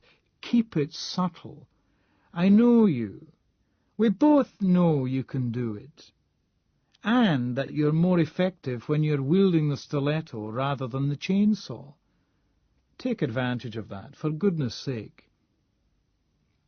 I'm not mollified, but I make a half-smile and give a grudgingly confirmatory grunt. Agreed? Eddie asks. OK, I say, nodding. Agreed. Good, Eddie says, sitting back. Anyway, how's everything else going? Like that piece on the submarine, incidentally.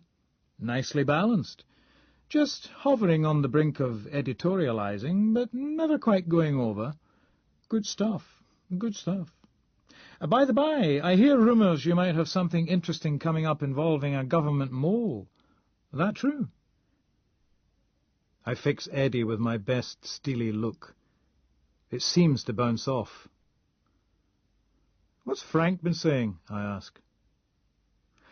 I didn't say I heard it through Frank, Eddie says, looking all innocent and open. Too innocent and open. A few people have mentioned you seem to have something on the go. Something you're not telling anybody about. I'm not prying. I don't want to know anything about it yet. I just wondered if these rumours are true. Well, they are, I say, hating having to admit it. Eddie begins, then his phone rings. He looks annoyed as he answers it. Morag, I thought... he says, then his expression changes to one of sour resignation. Yes, all right, just a second. He presses the mute button and looks apologetically at me. Cameron, sorry, this bloody Fatisgate thing. High-altitude leaning going on. Got to field all this stuff. Nice talking to you. See you later. I leave the office feeling like I've just been to see the headmaster. Retreat to toilets for nose-to-nose with Auntie Crystal. Thank fuck for drugs.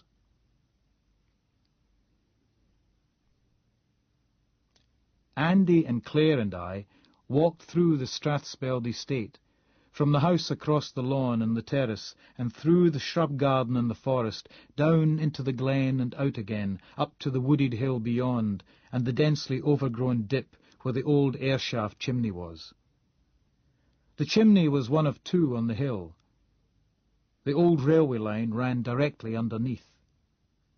The line had been closed for 30 years, and the tunnel entrances had been first boarded up and then filled in with rubble. The viaduct over the Speld, a half-mile away, had been demolished, so that only the piers were still visible in the rushing waters. The tracks themselves had been torn up, leaving a long, flat-floored canyon curving under the trees of the estate. The 2 airshaft chimneys, squat, dark cylinders of undressed stone, a couple of metres across and a little over half that high, each capped with an iron grating, had vented the steam and smoke from the trains in the tunnel. You could climb up onto them and sit on the rusting iron grid, afraid it would give way, but afraid to admit you were afraid, and look down into that utter blackness, and sometimes catch the cold, dead scent of the abandoned tunnel rising up around you like some remorseless, chilly breath. From there, too, you could let stones fall into the darkness, to land with a distant, hardly heard thud on the floor of the tunnel 30 or 40 metres below. Once, Andy and I had come here with old newspapers and a box of matches, and dropped the lit, twisted papers into the hole, and watched them slowly fall, flaming, spiralling silently downwards into the blackness until they hit the tunnel floor. Andy was 11, Claire 10, and I was 9. We were there for a ceremony. Andy was slightly plump at the time, Claire agreeably normal, I was, everybody agreed, wiry, but I'd probably fill out like my dad had. "Blimey," Claire said. "Dark in here, isn't it?" It was dark. In high summer, the outrageously tangled bushes around the chimney grew fast and green and blocking, starving the hollow of light. We'd had to fight our way in here to the little oasis of calm clarity around the forgotten chimney itself. Now that we were here, in its little green cave, the light seemed dim and clotted. Claire shivered and clung to Andy, face puckering in pretended terror. "Ah, help!" Andy grinned, putting an arm round her. "Never fear, sis." "Do the dreadful deed," she cried, making a face at me. "You first," Andy said, handing the packet to me. I took the box, extracted a cigarette from it, and put it in my mouth. Andy fumbled with the match, lit it, then quickly put it to the cigarette. I sucked hard, eyes narrowed.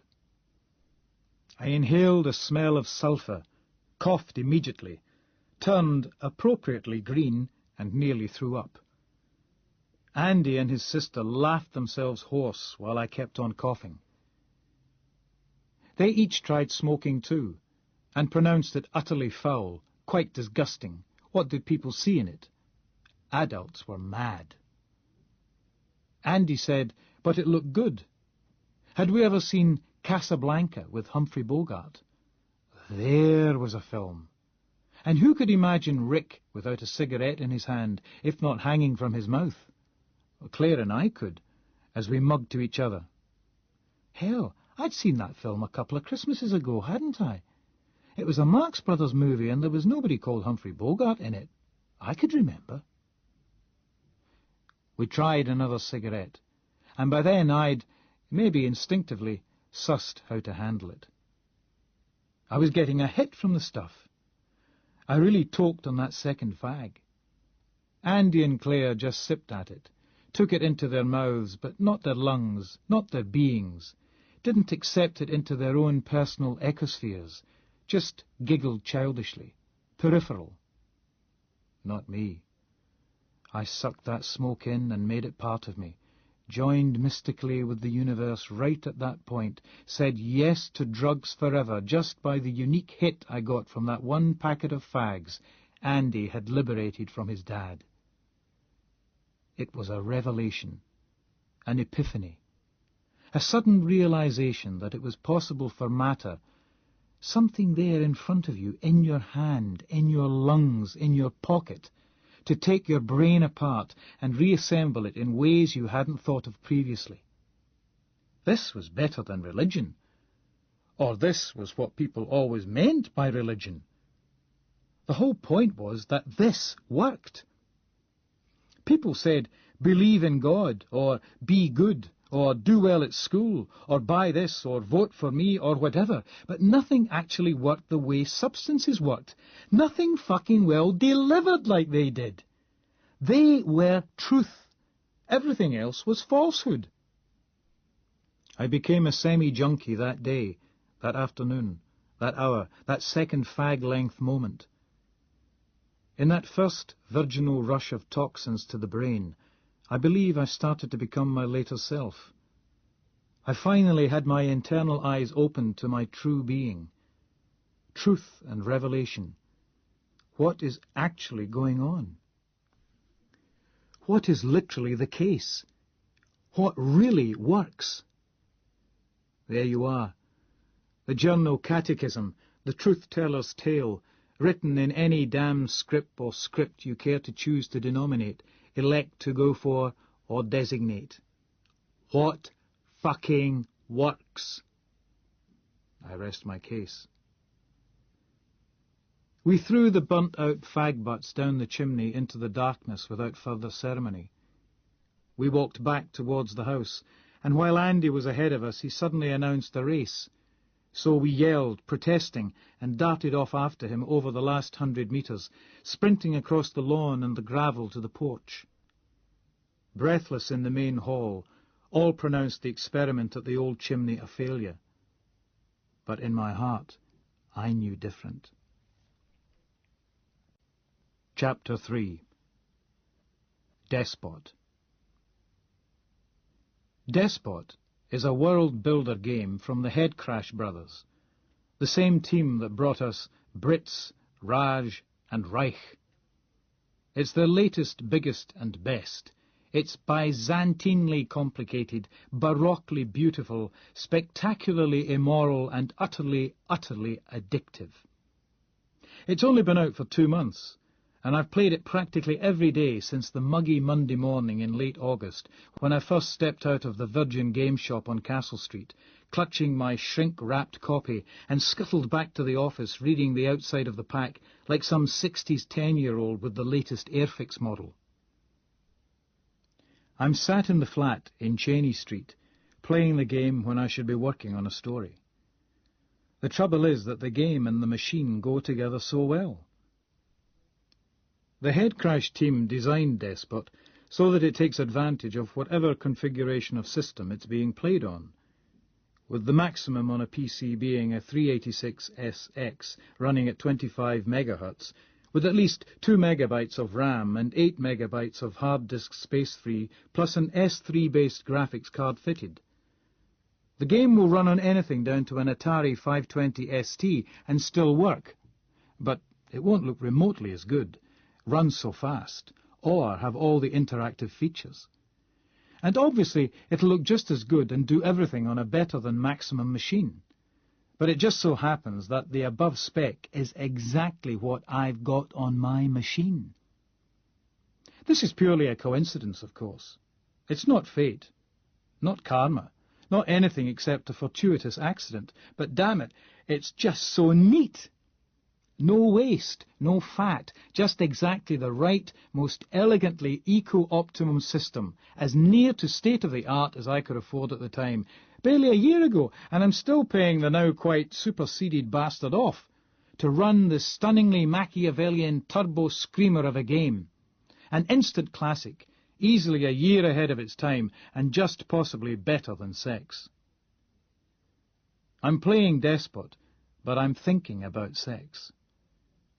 I'm definitely seeing why tomorrow, and I can't stop thinking about sex.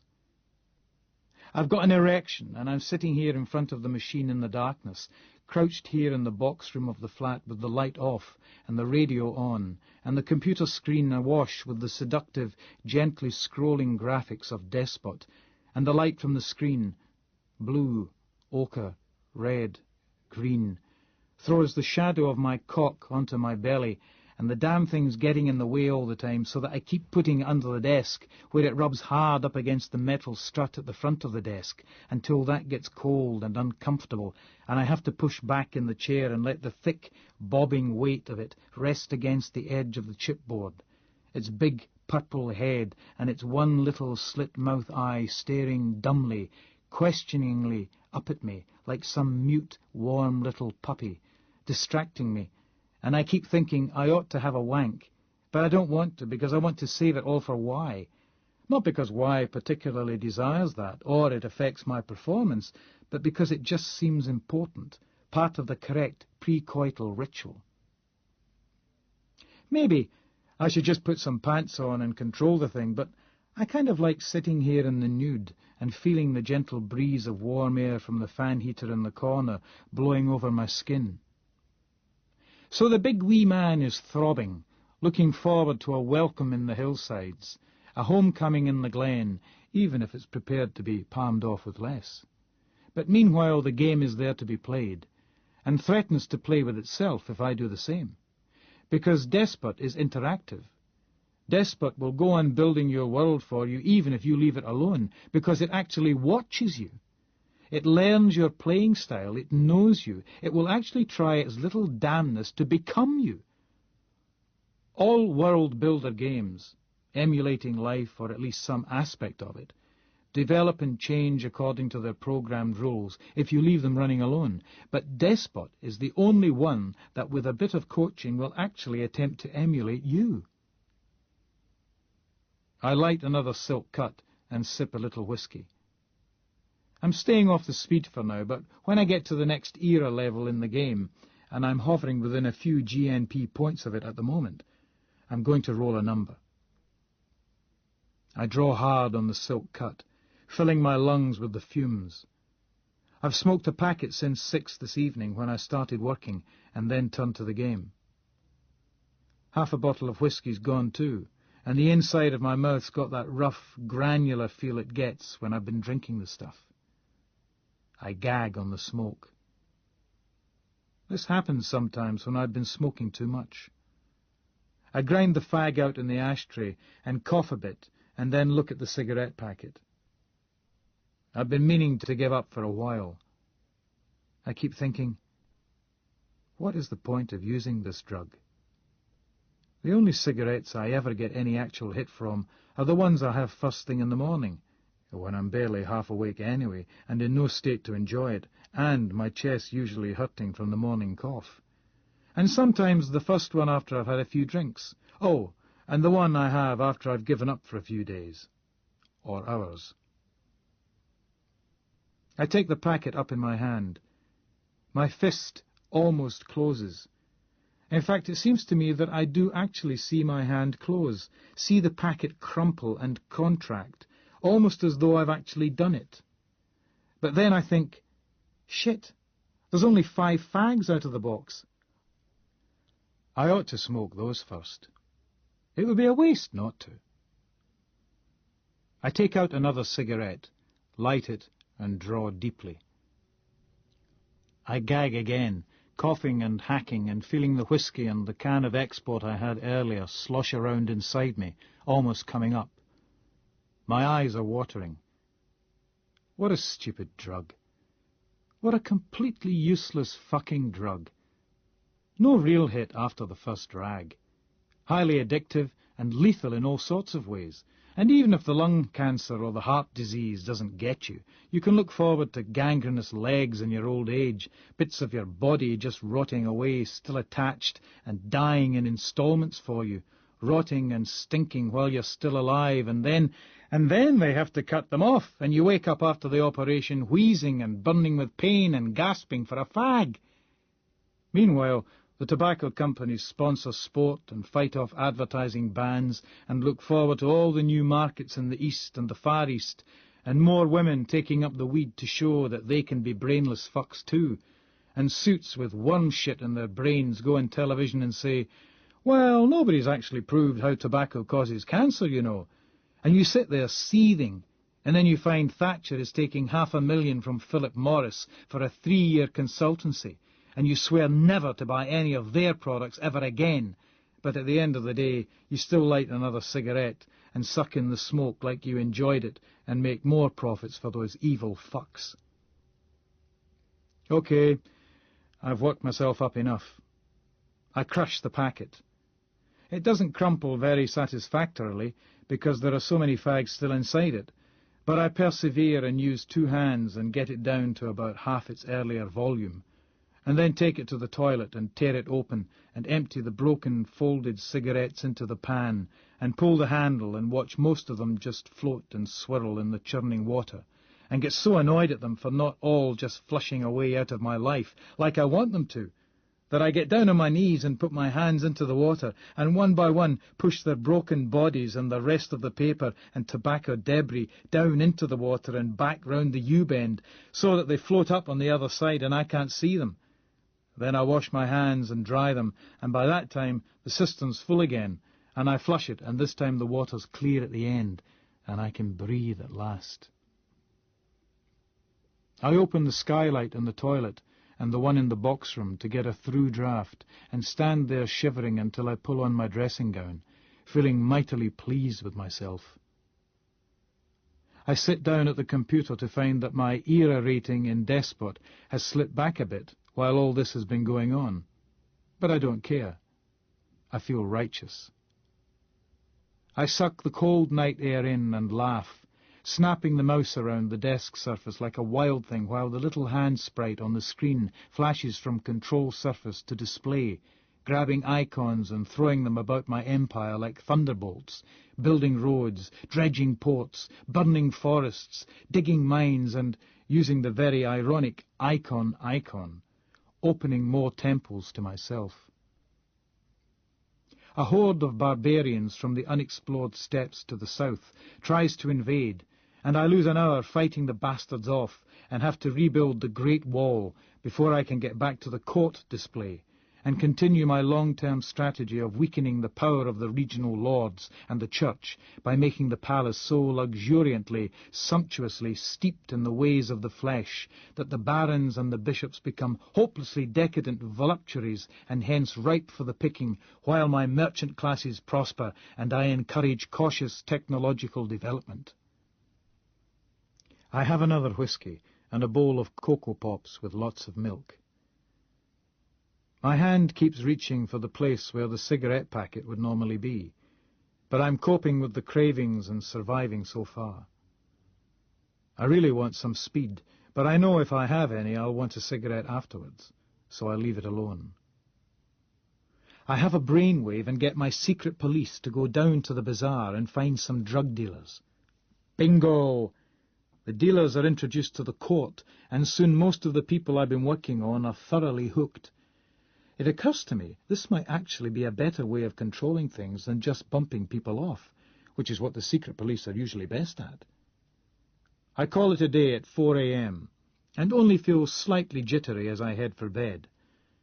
I can't get to sleep, and I keep thinking about why. After half an hour, I give in and have a wank, and fall gratefully asleep afterwards. The building is warm and smells of dog. You pull him through the door and lock it. The hounds are already yelping and barking. You turn on the light. The kennels block is about the size of a double garage. Its breeze block walls are bare. Strip lights hang from the ceiling. There is a broad central corridor between 2 rows of pens, also made from breeze blocks. The internal walls extend to just over head height and are open at the top. The pens are floored with straw over concrete, and the front of each pen is formed by a gate made from light angle iron and chicken wire. So far, everything has gone well. You came across the fields and through the wood just after sunset, checking the place out with the night sight and finding the big house dark and empty. The alarm box high up on one gable wall glowed soft red. You had already decided not to attempt breaking in. You went down the drive. The gatehouse was dark too. The gamekeeper would be back after the pub in the village closed. Far enough up the drive so that it wouldn't be seen from the main road, you felled a small tree with the handsaw, then sat down to wait. The Range Rover came growling up the drive 2 hours later. He was alone, still wearing his city suit. You coshed him while he was standing, looking down at the tree. The car's idling motor covered any noise you made, and he didn't even turn around. You just drove the Range Rover right over the tree. His arms move weakly as you haul him across the concrete and prop him against the gate of one of 2 unoccupied pens. The dog's barks change as they see their master. You put your day pack down on the concrete, take out some plastic ties, and hold them in your mouth as you try to haul him to his feet, but he's too heavy. His eyelids are flickering. You let him slump back again so that he's sitting against the chicken wire gate, and when his eyes start to open, you pull his head forward by the hair and cosh him again. He falls to the side. You put the plastic ties back in your pocket.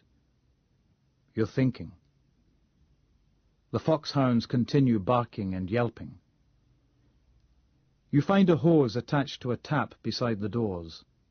You remove the hose, throw one end over the breeze block lintel of the empty pen, pull it through the chicken wire, and tie it under his armpits. He makes a moaning noise as the hose tightens round his chest. You start to haul him upright, but the hose breaks and he falls back against the gate. Shit, you say to yourself. Eventually you have an idea. You lift the gate off its hinges and lay it down on the floor beside him. Then you roll him over onto it. He makes a noise somewhere between a moan and a snore. You secure his wrists and ankles to the chicken wire with the plastic ties, using 2 at each point. You've tested the ties yourself. They look flimsy, but you couldn't bust one when you tried, and you've seen US police on television use similar devices instead of handcuffs. Only you're not sure how strong the chicken wire is, so using 2 on each wrist and ankle and tying them round different hexagons in the wire seems a sensible precaution. The hounds are still barking intermittently, but they're making less fuss than they were. You use a length of the hose to tie his waist to the angle iron strut that makes a Z shape through the gate. You undo his belt and pull his trousers down. He has a deep tan from a holiday in Antigua last month, fading now. You haul and scrape the gate over to the wall of the empty pen. Then you squat behind the top of the gate and heave it and him up, sucking in your breath and grunting, and then pulling the gate up still further, and then letting the top edge of the gate rest against the wall of the pen you took the gate from. The gate rests there at an angle of about 60 degrees. He's starting to come round. You change your mind about letting him talk, and take the electrical tape from your day pack and bind it round his mouth and the back of his neck, through the wire, so that his head is held tight too. There's some blood leaking from under his long, fair hair. It trickles down the nape of his neck and onto the collar of his shirt. Then, while he's still making moaning noises through his nose, you take the 2 cut-out bits of newspaper and the little tube of glue from your day pack and stick the articles onto the breeze block wall straight across from him, 1 on either side of the gate. The dogs inside leap up and snarl at you as you do this, shaking the chicken wire. The headline of the first article reads, "Ex-Minister in Iran Arms Deal Row," and in smaller writing underneath it says, "It was my judgment that the interests of the West would best be served if the Iran-Iraq war went on for as long as possible." The headline of the second article reads, "Persimmon defends closure plans. Primary concern shareholders." And underneath are the words, 1,000 jobs go after only 5 years as grant runs out. You wait for him to come round, but he's taking a while. You were impressed by how far the house is from any others, and decide that rather than the silenced Browning you brought, you will risk using the shotgun he was carrying in the back of the Range Rover. You go back out to the car and fetch the gun and a box of cartridges. You lock the door behind you again. He's awake, though his eyes look glazed and uncoordinated. You nod to him as you walk up and stand in front of him, slotting a couple of the brown-red cartridges into the gun. His eyes move oddly as he tries to focus on you. You're wearing dark blue overalls and a skiing balaclava similar to the one you used in London. The gloves you're wearing are black ski silks. The Right Honourable Edwin Persimmon MP is mumbling behind the tape and still trying to focus on you. You wonder if you hit him too hard with the cosh, and whether you ought not just do it with the gun here and now, and forget about the rest, because it'll be quicker and less dangerous for you. But you decide to stick to the plan. It's important. It shows that you're not just some nutter, and the extra risk lifts you onto another plane of chance and luck. You turn and go to the pen full of foxhounds. They start barking again. You work both barrels of the gun into one of the chicken wire hexagons at about waist height, until the gun fits. Then you angle it downwards, bend slightly so that your shoulder is firm behind the stock of the gun, and fire both barrels into the mass of snarling dogs. The gun kicks against your shoulder. The noise is stupendous in the breeze-block space. Smoke rolls through the pen, where one dog lies blown in half, 2 more are lying prone and whimpering on the concrete, and the rest are barking madly. Several of them are running round furiously in tight circles, scattering straw. You break the gun. The cartridges pop out, and one of them hits Mr. Persimmon in the chest.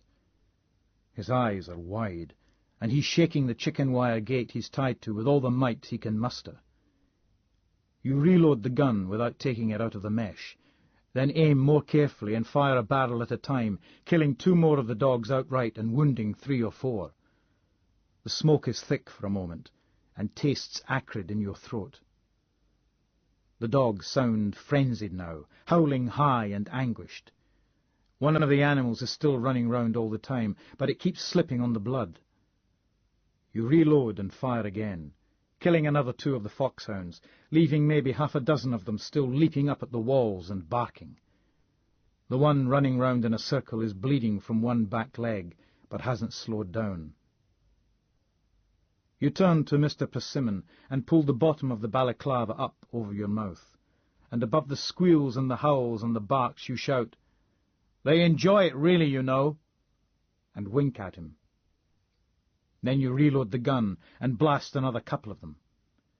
You avoid the one running round in circles because you've decided you like that one. The smoke makes you cough. You put the gun down and take the martini out from the sheath in your right sock. You go over to Mr. Persimmon, who is still shaking the gate he's tied to as best he can. It starts to slide down the wall with a scraping, grating noise, and you haul it upright again. His eyes are very wide. There's a lot of sweat on his face. You feel quite sweaty too. It's a warm evening. You've left the bottom of the balaclava up so he can see your mouth.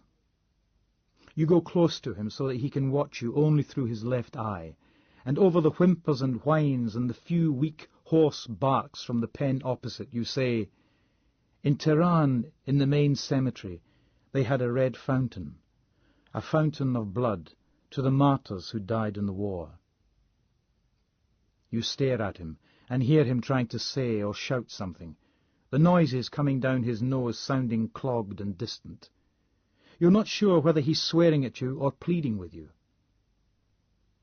Those found guilty of capital offences during the later stages of the war weren't shot or hung, you continue. They were made to contribute to the war effort too. You hold the knife up so he can see it. His eyes can't go any wider. They bled them to death, you tell him. You crouch down in front of him and make a deep downward incision into his left thigh, opening the artery to the air. The scream comes down his nose as he shakes the chicken wire frame. The bright blood pumps out and up, spattering onto your gloved hand and jetting upwards in a pink spray that soaks his underpants and rises as high as his face, freckling it with red. You alter your grip on the knife to cut into the other leg. He's rattling the chicken wire gate for all he's worth, but everything holds and the gate can't slide forward because you're squatting there in front of it, blocking it with your boots. His blood spurts fiercely, shining in the overhead lights. It runs down both his legs and drips off his underpants. It runs down to the trousers round his ankles and soaks into them. You stand up, reach forward, and take the neatly folded handkerchief out of the breast pocket of his jacket, flick it open, and wipe the blade of the martini on it until the knife is clean. The knife comes from Finland. That's why its name has such a strange spelling. It hasn't occurred to you before, but its nationality seems appropriate now, and even funny in a grim sort of way. It's Finnish, and you've used it to finish Mr. Persimmon. The blood is slowing now. His eyes are still wide, but they look glazed again. He's stopped struggling. His body hangs limply, though he's breathing hard. You think he might be crying, but maybe it's just sweat on his face, which is very pale now. You actually feel rather sorry for him, because he's become just another dying man, and so you shrug and say, "Oh, come on. It could have been worse." You turn and pack your stuff away and leave him there, the blood only dribbling now, his skin very white beneath the tan. Some of his blood has gathered on the concrete in front of him, and joins with the pool slowly spreading from the cage full of dead or whimpering dogs. You put the lights out and hold the Browning up at your shoulder as you open the door and then check the grounds outside with the night sight.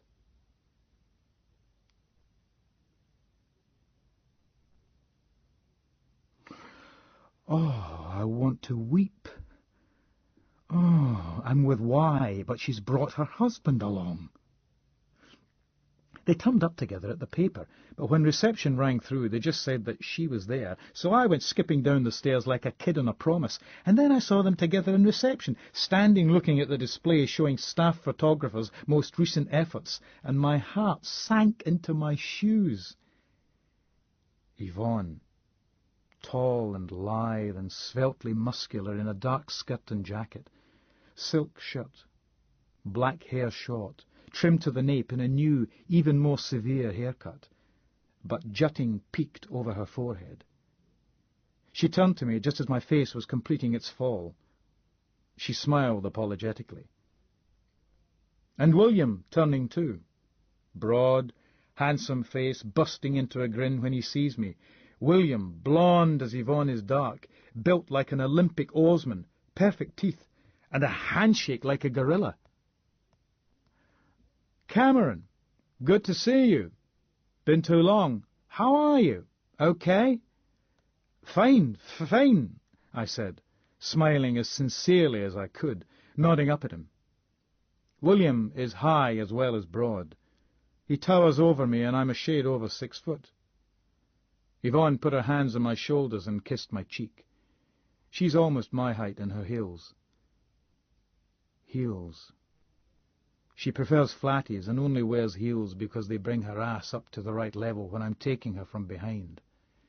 As she brushed her lips across my cheek, I smelt her perfume, cinnabar, my favourite. I exchanged pleasantries, thinking, so much for taking the afternoon off. Right. William clapped his hands together and rubbed them together. Where are we going to? Well, I was just thinking of popping down to Viva Mexico, I said, and almost added, as usual, looking plaintively at Yvonne's bright red lips. Nah, William said, grimacing. I fancy some oysters. Let's go to the Café Royal. What do you say? I said,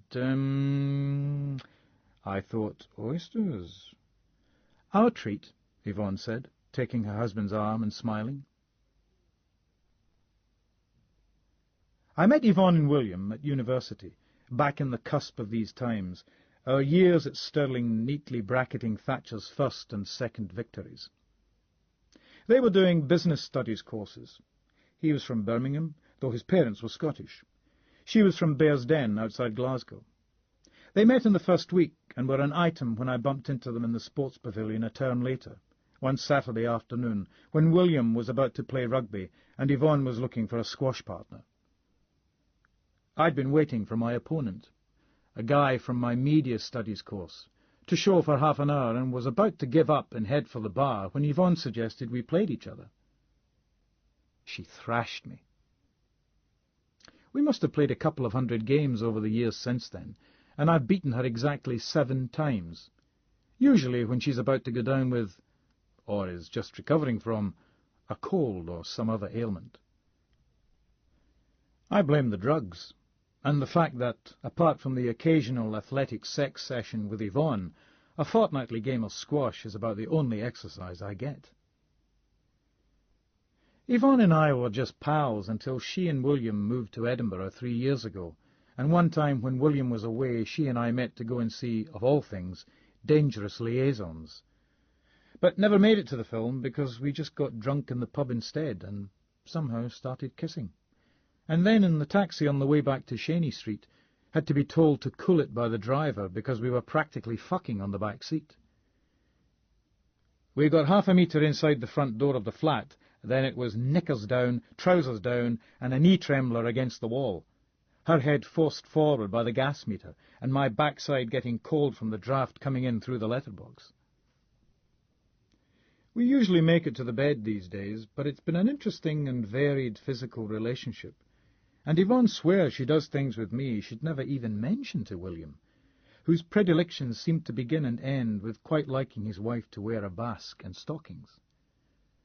Considering he looks like such a broth of a boy, it's slightly disappointing to be told he's squeamish about blowjobs and quite horrified, however politely and apologetically, at the idea of going down on Yvonne. So that, plus wrestling covered in baby oil, eating ice cream from her vulva, pretend rape and bondage sodomy are all treats reserved for me, apparently. So we're sitting in the Café Royal after a breezy walk down North Bridge, and William slipped a dozen live oysters down his throat. Yvonne and I had chowder. And we're talking computers, because I use them and I'm interested in them, and William works for a company that makes them.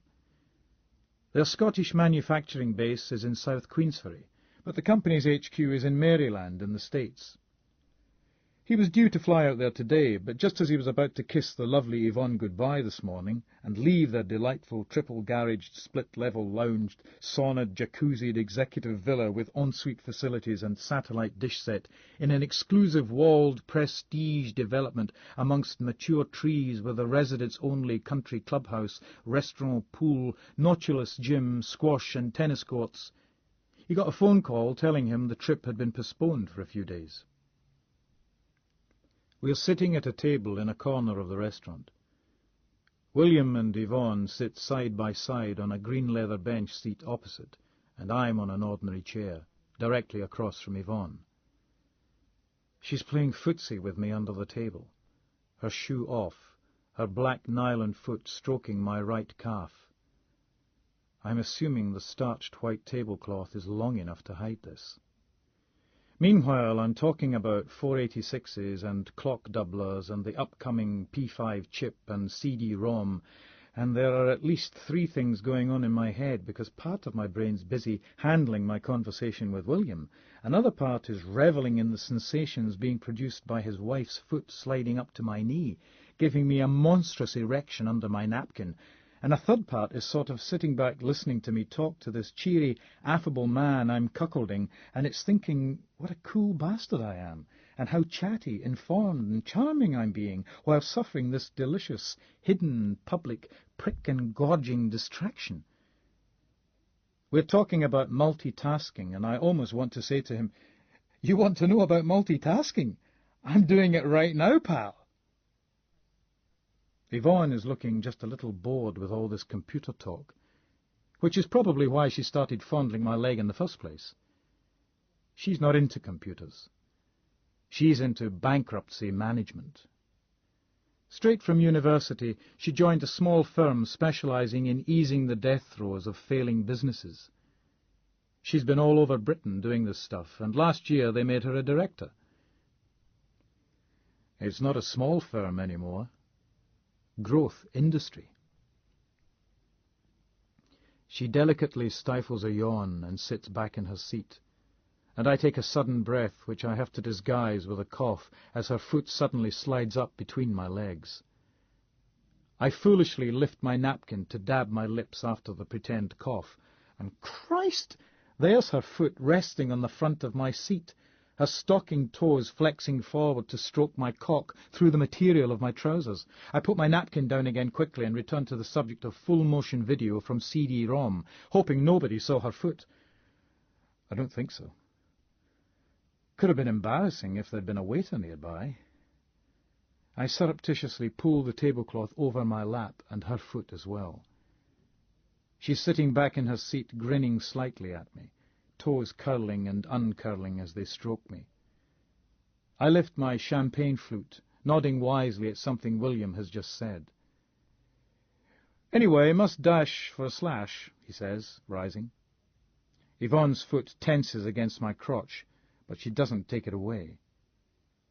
Yvonne and I watch him go, then we lean over the table towards each other at the same time. God, you look fuckable, I tell her. Mm-hmm, she says. She shrugs. Sorry about all this. Never mind. God, you look fuckable. Want to meet up the day he goes? Yes, I gulp. Yes, yes, yes. Take off your shoe and get your foot up between my legs, she says quietly. I'm not wearing any knickers. Oh, Christ. An hour later, and I'm standing in the gents' toilet back at the paper with my right sock wrapped around my dick, masturbating. The smell of the sock clings to the skin around my nose. Before I wrapped it round my cock, I sat sniffing it, hauling its scent deep into my lungs. This is the second wank I've had.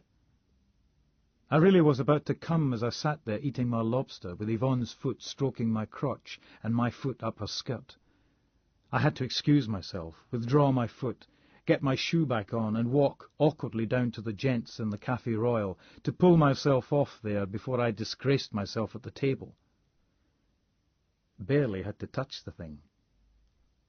This is taking only a little longer.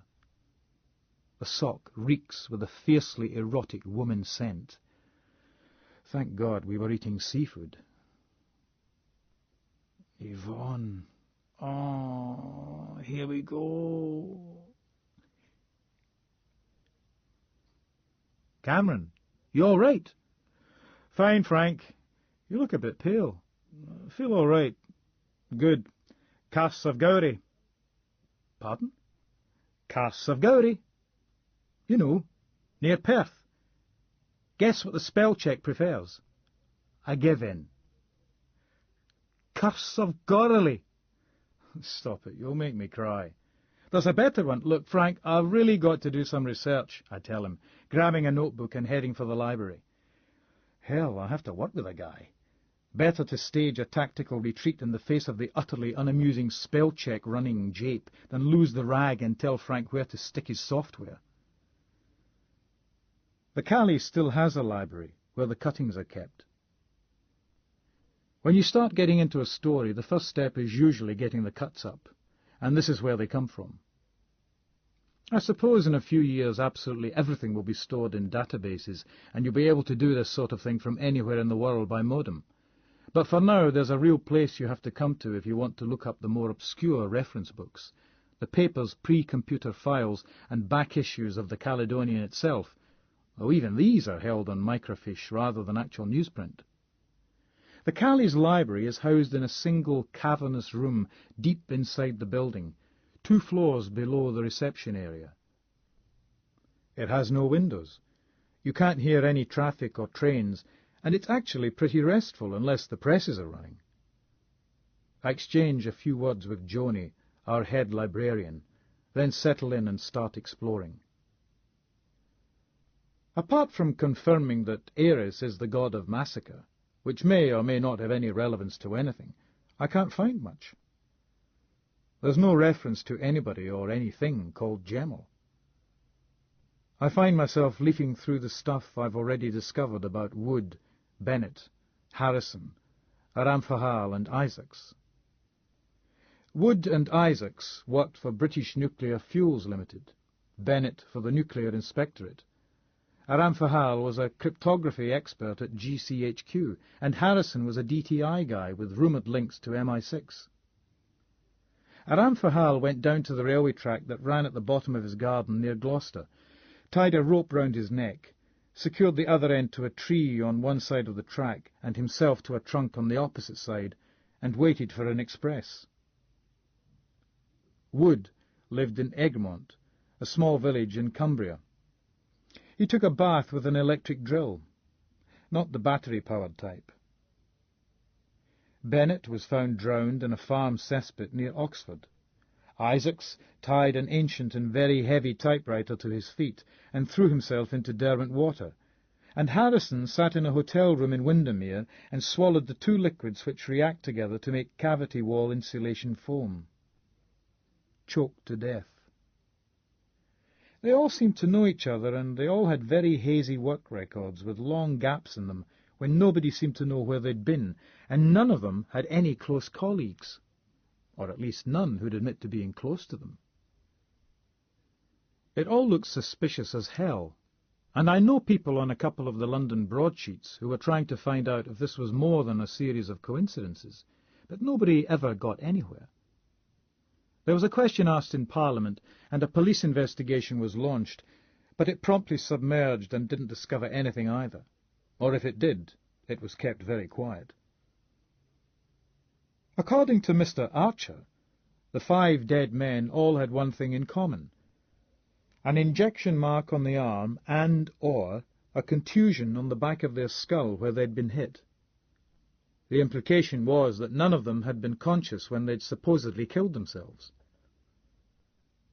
Mr. Archer claimed to have seen copies of the original forensic records that proved this, but I, like other hacks, had checked with the relevant local cops and coroners and discovered nothing untoward, though admittedly the old guy in Cumbria who'd done the PMs on Isaacs, Wood and Harrison had died of a coronary shortly after the police investigation began, which was either a coincidence or not, but unprovable either way, especially as he'd been cremated, like the other 5 had.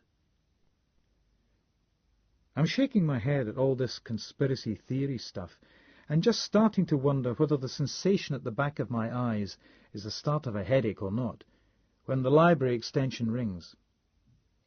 Joni calls me over. It's for me. Cameron?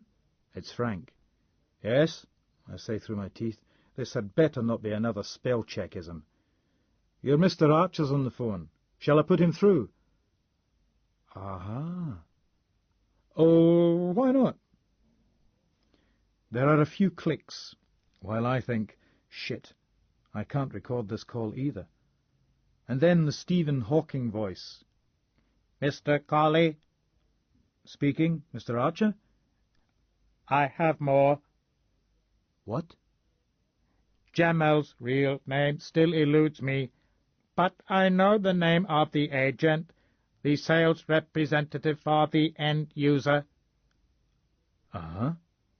His name is Smout. He spells it for me. Okay, I say, thinking the name sounds familiar. And he's the one they don't talk about in Baghdad, But the line goes dead.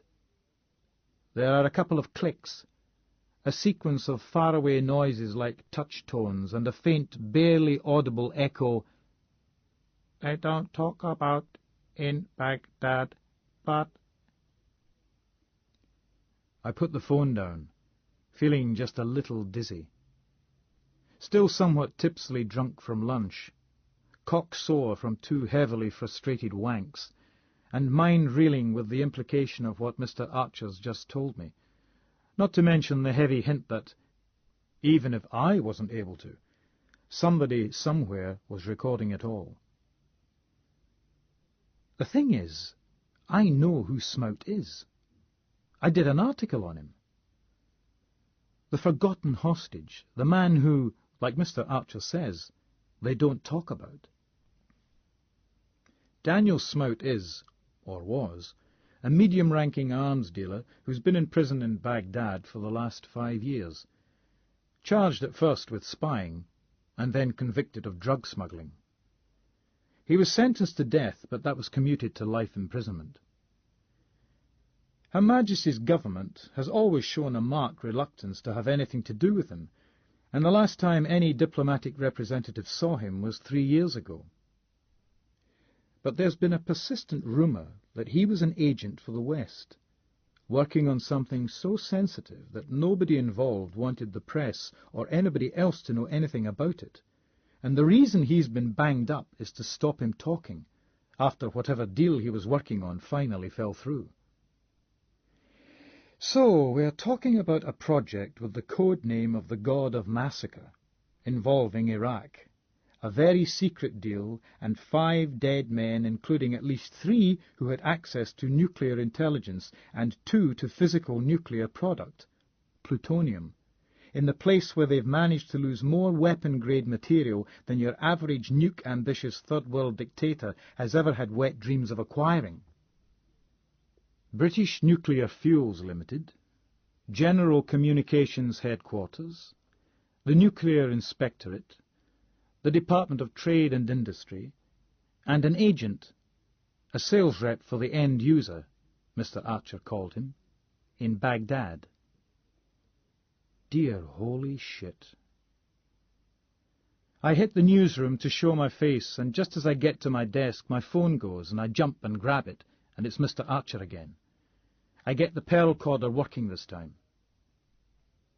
Mr. Colley, I cannot talk now, but if I can call you at home on Friday night, I hope to give you something more than... What? I say, putting a hand through my hair. At home? This is a departure. All right, my number... I have your home number. Goodbye. Goodbye, I say to the silent receiver. Everything all right? Frank asks, eyebrows arched in concern. Fine, I say, grinning wildly and probably unconvincingly. Just fine. Retreat to toilets again, claiming dodgy ingredient in lunchtime chowder, and snort some speed. Then take a walk out to Salisbury Crags, and sit on rock looking out over the city, smoking a spliff and thinking, oh, Mr. Archer, whatever are we involved in? Chapter 4. Injection.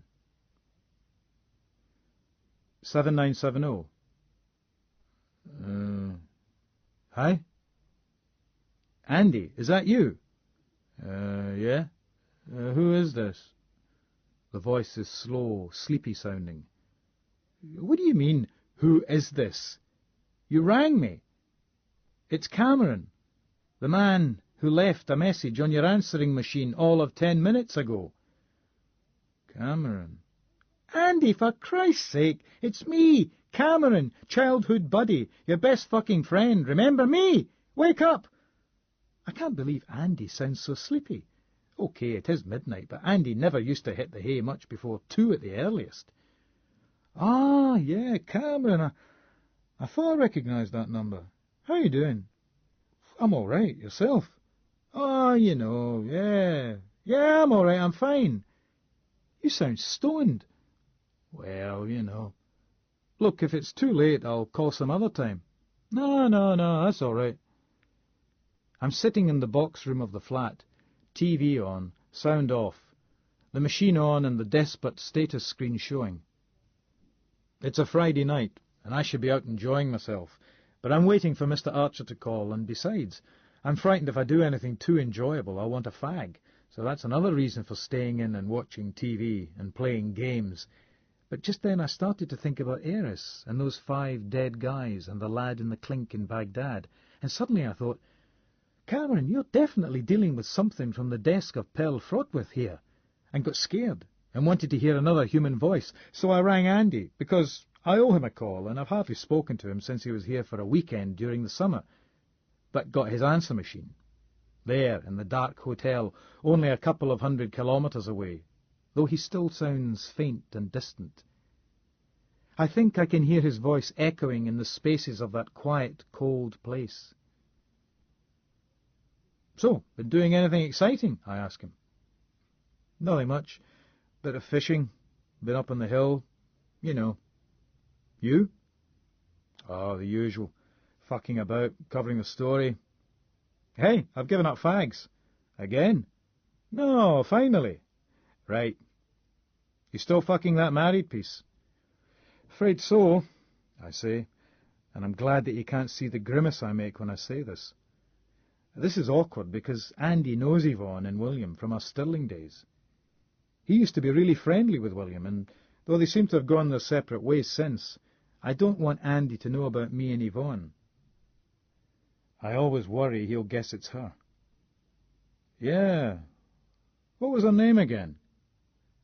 I don't think I ever told you, I tell him, laughing and sitting back in the chair. "Frightened I'll tell somebody," he says, sounding amused. "Yeah, I live in perpetual fear our enormous circle of mutual friends will find out." "Huh. But you should find yourself your own lady." "Yeah," I say, imitating a stoned-out drawl. "Gotta find my own chick, like, man." "Well, you never did take my advice. Keep trying, one day."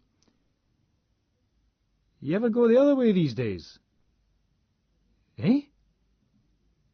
"You know, with guys." "What? Good grief, no. I mean—" I look at the receiver in my hand. "No," I say. "Hey, I just wondered." "Why do you?" I ask, and then regret the tone because it sounds like I'm at least disapproving, if not actually homophobic. "Nah," Andy says. "Nah, I don't. I kind of, I lost interest in all that stuff." He chuckles, and I imagine again that I can hear the noise echoing in the dark hotel. It's just, old habits die hard. "But they do die," I tell him, "don't they?" "I guess so, usually." "Shit," I say, leaning forwards and starting Despot running on the screen, because I need to be doing something, and normally at this point I'd be reaching for the cigarettes. "I was thinking about coming up there sometime soon and dropping in on you." "You're not going weird on me, are you, Gould?" "Cabin fever, man. Highland angst." He laughs again. "Ah, you come on up. Let me know, first. But yeah, be great to see you. Look forward to it. Been too long." "Well, soon then." I use the mouse to check the game's geo-update. "You done anything with that fucking mansion?" "Eh?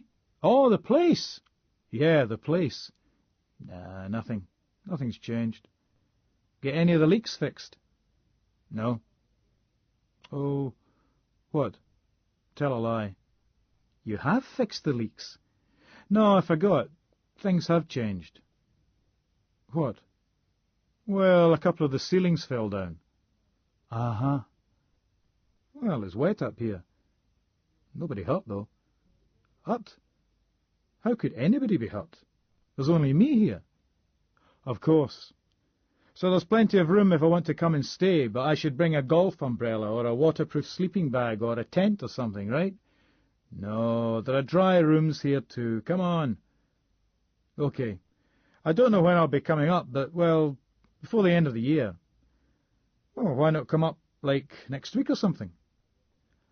I say, thinking. Hell, I could.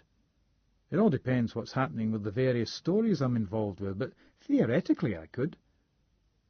I need time off. I need a change of scene. Okay, why not? Just for a couple of days, probably. But yeah, pencil me in. Great. When are you going to arrive? Say Thursday or Friday. I'll confirm. Okay. We talk a bit more, reliving old times before I sign off. I put the phone down and sit there with Despot running, but I'm not really paying any attention. I'm thinking about my old friend, the Ice Child, our wunderkind, archetypal 80s player, and then victim. I was always jealous of him, always somehow yearning for what he had, even when I knew I didn't really want it. And Andy always seemed to be elsewhere, and more involved. 2 years before I went to Stirling, he'd started at St Andrews on an army-sponsored course, and by the time the Falklands War began, he was a lieutenant in the Angus Rifles. He yomped from San Carlos to Tumbledown, was wounded in a botched attack on an Argentinian position, and awarded a DSO.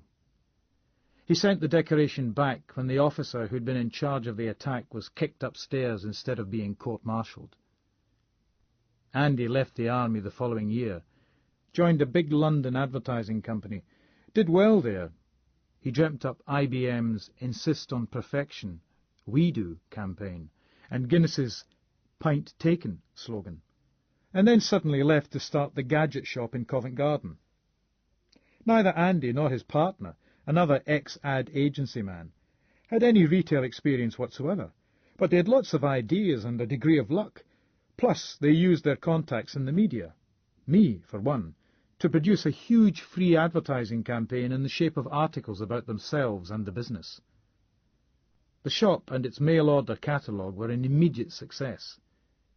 In less than 5 years, Andy and his partner opened another 20 branches, made a modest fortune, and then sold out for an immodest one to a big retail chain a couple of months before the stock market crash of '88.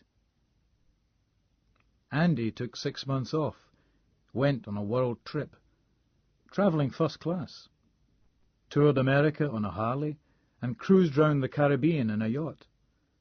He was on a trans-Saharan trip when his sister Claire died. After the funeral, he mooched around the family estate at Strathspeld for a few months, then spent some time in London doing nothing much except seeing old friends and clubbing. After that, he seemed to lose it somehow. He became quiet, then reclusive, and bought a big old decaying hotel in the Western Highlands and retired to live there alone, practically broke apparently, and still not really doing anything apart from drinking too much, getting wrecked most nights, going a bit hippie. I mean like, man, fishing from his dinghy, walking in the hills and just lying in bed sleeping, while the hotel, in a quiet, dark village that was busy once, before they built a new road and the ferry service stopped, crumbles quietly around him. Cameron! Captain of Burty! What's that, Frank? It's a wee village near Inverurie. Where? Never mind. Guess what? Given. Kick-off of Blurted. Stop. I can't breathe. I've taken the weekend off and spent it detoxing myself, laying off the powder and drinking nothing more deleterious to the system than strong tea. This regime has had the added advantage of helping to keep my tobacco cravings in check. I've played despot a lot, ramping my era level into something resembling the beginnings of an industrial revolution before my nobles revolted. The barbarians from the south and west struck together, and there was a major earthquake which resulted in a plague. By the time I finished dealing with that lot, I dropped back to an era level comparable to Rome after the schism with the Eastern Empire, and there was even a danger that the southern barbarians weren't so barbaric after all. Maybe they were more civilized than my lot. This could be shaping up to a strategic defeat. My empire licked its wounds, and I took great delight in ordering the ceremonial execution of several generals. Meanwhile, my cough's getting worse, and I think I'm coming down with a cold, and Mr. Bloody Archer never did call. But on the other hand, the credit card company wrote to me, being nice for a change, and hiked my limit so I've got a bit more money to play with. Think that nice Mr. Major's going to get away with the Maastricht vote? Frank asks, his big ruddy face appearing round the side of my screen like the moon from behind a hill. Easily, I tell him. His backbenchers are a bunch of spineless brown noses, and even if there was any danger, those asshole Lib Dems will save the Tories' skins as usual. Care to make a small wager? Frank twinkles. On the result. On the size of Uncle John's majority. 20 says the margin's into double figures. Frank thinks about this. He nods. You're on. I've been back on naval stuff again today, interviewing people at Rosyth Dockyard, which may or may not be closed soon, putting another 6,000 on the local dole queue. A lot depends on whether they get the contract to service the Trident subs or not. I'm a few hundred words into the story when the phone goes. Hello, Cameron Colley. Cameron, oh, thank goodness you're there. I was sure I got the time difference wrong again. Convinced, I really was. Cameron, it's ridiculous. I mean, it really is. I'm just at my wit's end. I really am. I just can't talk to him. He's impossible. I don't know why I married him. I really don't. He's mad. I mean, literally mad. I wouldn't mind so much, but I think he's driving me mad too. I wish you'd talk to him. I wish you'd say something. I really do. I mean, I'm sure he won't listen to you either, but, well, at least he might listen to you. Hello, Mum, I say wearily, and reach for my jacket pocket where the cigarette packet ought to be. "Cameron, what am I to do? Just tell me that. Just tell me what on earth anybody's supposed to do with such an impossible man. I swear he's getting worse. He really is. I wish it was just my imagination, but it isn't. I swear it isn't. He's getting worse. He really is. It's not me. It's him. I mean, my friends agree he'll be the—" "What's the problem, Mum?" I lift a pencil from the desk and start gnawing the end. "My stupid husband! Haven't you been listening?" "Yes, but what—" "He wants to buy a farm. A farm! At his age!" "What, is it a sheep farm?" I ask, because she's phoning from New Zealand, and I understand they aren't short of a sheep or two out there. "No! It's for Angoras. Angora, goats or rabbits or whatever it is they get the stuff from. Cameron, he's just getting impossible. I know he's not actually your father, but you seem to get on all right, and I think he listens to you. Look, sweetheart, could you come out and try and talk some sense into him? Because—" "Come out there, Mum, for goodness sake, it's—" "Cameron, he's driving me up the wall." "Look, Mum, just calm down." And so begins another of my mother's marathon phone calls in which she complains at length, depth, and breadth about some potential new business venture of my stepfather's she is certain is about to ruin them both. My stepfather, Bill, is a rotundly fit, quietly amusing Wellingtonian who retired from the used car business. He met my mother on a Caribbean cruise 3 years ago, and she moved out to New Zealand a year later. They live perfectly well off pensions and investments, but Bill does occasionally express a hankering for getting involved in a business again. These schemes never come to anything, and usually turn out not even to be serious commercial propositions in the first place. As a rule, Bill just says something quite innocent like, "Oh, look, you can pick up a fast food franchise in Auckland for 50,000, and my mother instantly assumes he plans to do just that and then lose the lot. She gibbers on while I browse the wires on the terminal, idly scrolling Reuters and PA to check on what's happening. This is pretty much an instinctive journo reaction, and fully compatible with the equally programmed dutiful son and mms I'm feeding my mum at intervals during her monologue. I get her off the phone eventually, reassuring her that Bill is not about to sink all their savings into some decrepit hill farm, and that, as ever, the answer is to talk to him about it. I promise to come and visit next year, probably. It takes a few attempts to say goodbye. Mother is one of those people who'll wish you well, say goodbye, thank you for calling or for being there when she called, say goodbye again, and then suddenly tear into some whole new conversational seam. But I get the final goodbye in at last, and connect handset with desk unit without actually cutting her off. I sit back. "Take it that was the mater, was it?" Frank calls jovially from the far side of my screen. Before I can reply, the phone rings again. I jump, grabbing the device and dreading it being her again, remembering something she forgot to say. "Yes?" I squeak. "Hello, civilization calling," says a slightly plummy English voice. "What?" "Cameron, it's Neil. You wanted to talk." "Oh, Neil, hi." Neil is an ex-colleague who went to London to work in Fleet Street when Fleet Street wasn't full of Japanese banks. His father served in the intelligence corps during the Korean War, where he met Sir Andrew, our Ed and recovering coronary patient. Neil is the coolest fogey I know, smokes opium and believes utterly in the royal family, despises socialism and Thatcher almost equally, and votes Liberal because the family always has since Liberals were called Whigs, shoots stags and hooks salmon, huttles down the Cresta run each year, drives a Bentley S2. They could have invented the word urbane just for him. These days he freelances in intelligence matters, occasionally for the broadsheets, though mostly for corporate clients. "How are you?" I say, frowning towards my screen. Just then, however, Frank stands up and saunters off, biro between his teeth. "Well and busy," Neil drawls. What can I do for you? You can tell me what you found out about those 5 guys who popped their clogs in such suspicious circumstances between 86 and 88.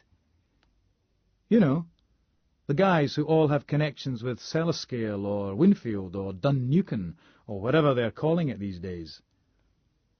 There's a pause.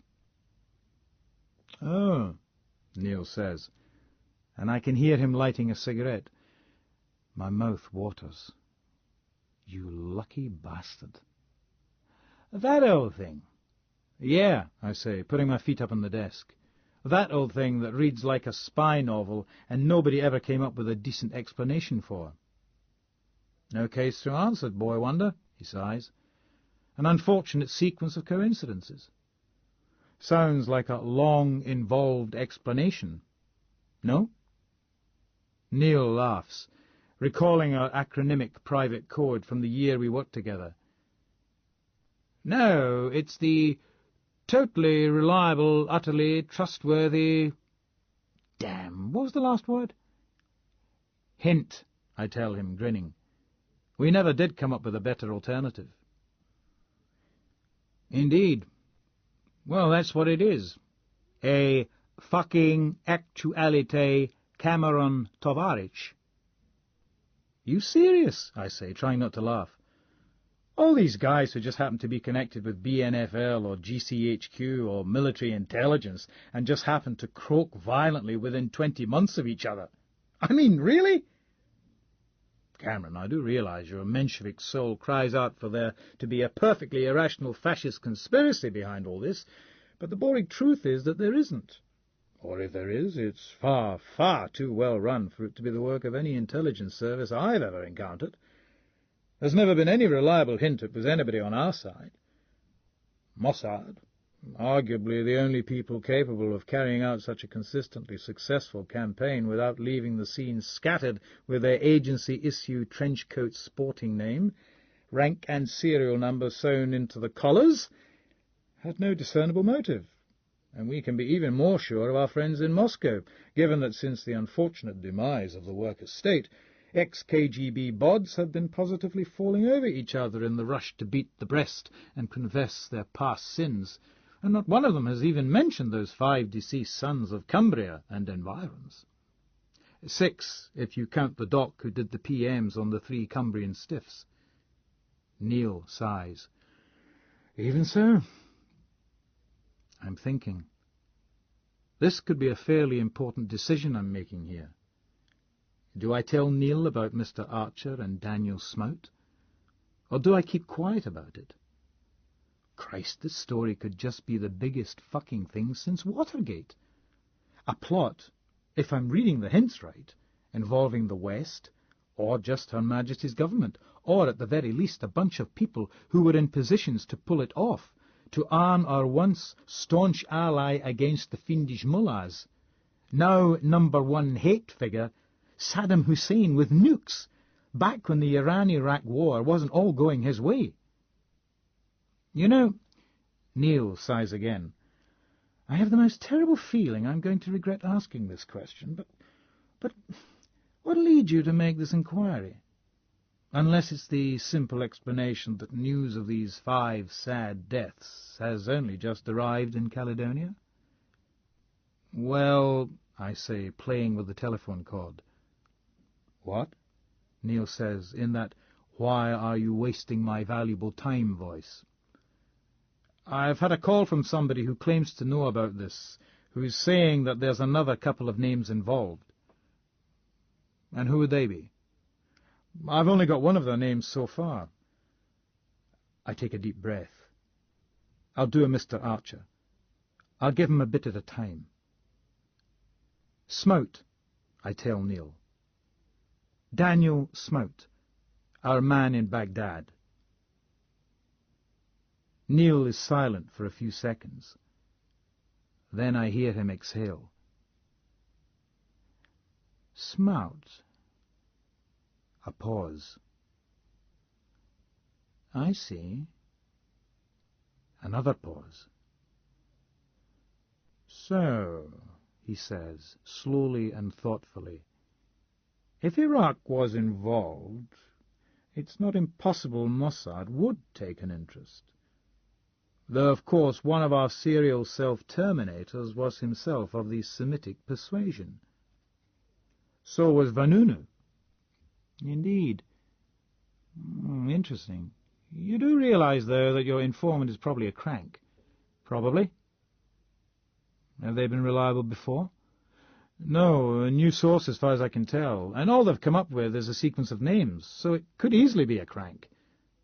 Very easily. In fact, probably. I mean, wouldn't you say? Don't you think it probably is? I'm gibbering. I suddenly feel rather stupid and a little nervous. You said there was a sixth name, Neil says calmly. Any hints there? Well, I've got what my guy says is a code name for him. And that is? Neil says patiently. Well, Cameron, I swear I shan't try to scoop you, if that's what you're worried about. Of course not, I say. I know that. It's just that it could be nothing. Very possibly, but look, Neil, I'd like to talk to somebody. Well, how do you mean? Well, somebody in the business, you know. Somebody in the business? Neil says evenly. Christ, I wish I had a cigarette. Yeah, I say. Somebody in the business, somebody in the service. Somebody who'll look me in the eye and tell me MI6 or whoever had got nothing to do with all this. Somebody I can give this to.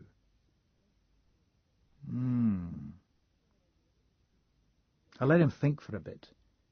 Eventually Neil says, well, there are always people one can talk to, certainly.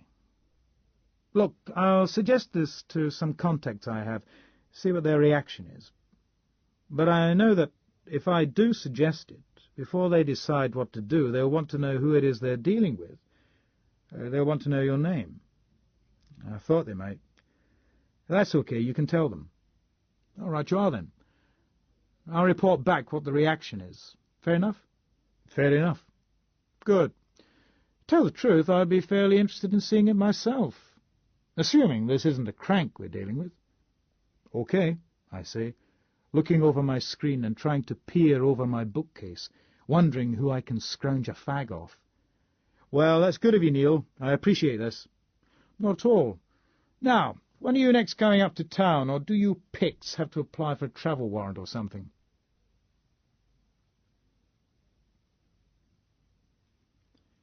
You arrive at Mr. Oliver's home in Leighton at 9, as agreed when you saw him in his shop in Soho during the afternoon. He will have had time to get back from the shop, have his evening meal, watch one of his favourite soap operas and take a shower. The maisonette is part of a brick-built terrace over a row of shops, restaurants and offices. You press the entry phone button. Hello?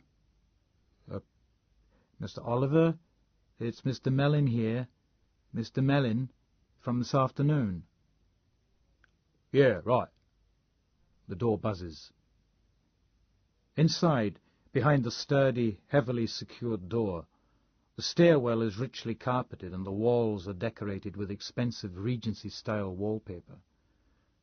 Ornately framed Victorian landscape paintings look down from the stairwell walls. Mr. Oliver appears at the top of the stairs.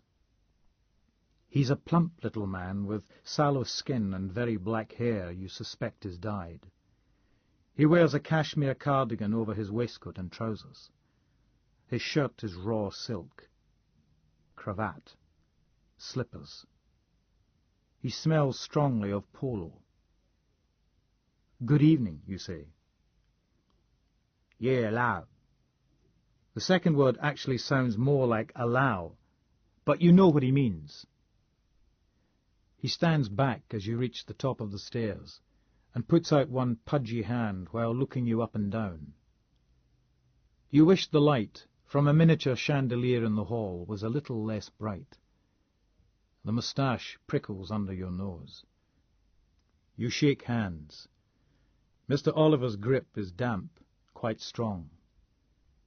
His gaze drops to the fat briefcase you're holding. He waves one hand. Come in. The lounge is a little ostentatious.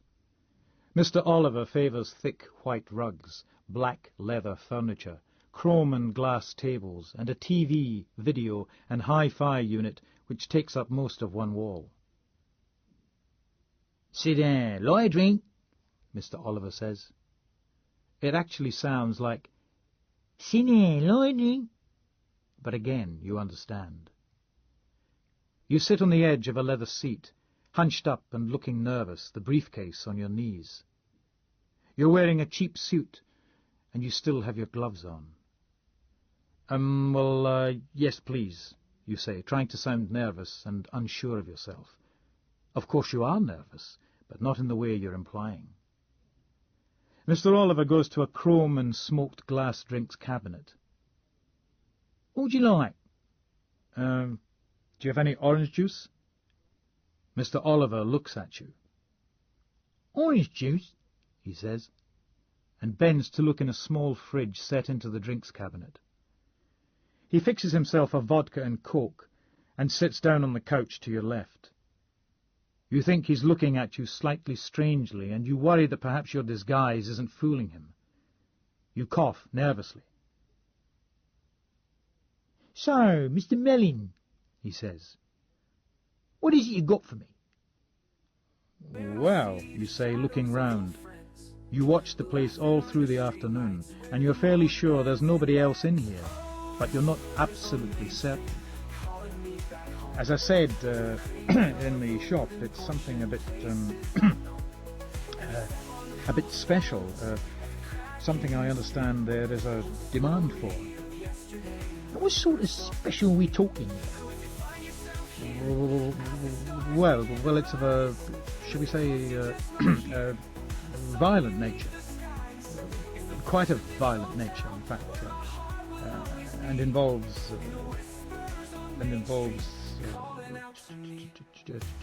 children. I was told that that you deal in that sort of item. Mr. Oliver purses his lips. "Well, you'd have to be a bit of an idiot to just tell people that, wouldn't you?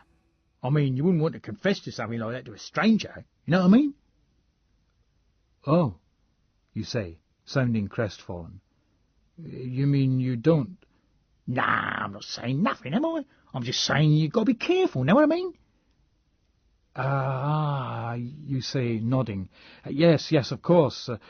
Of course, one does have to be careful. I see what you mean. "Why don't you show me what you brought, eh? We'll take a little look and then we'll see, eh?"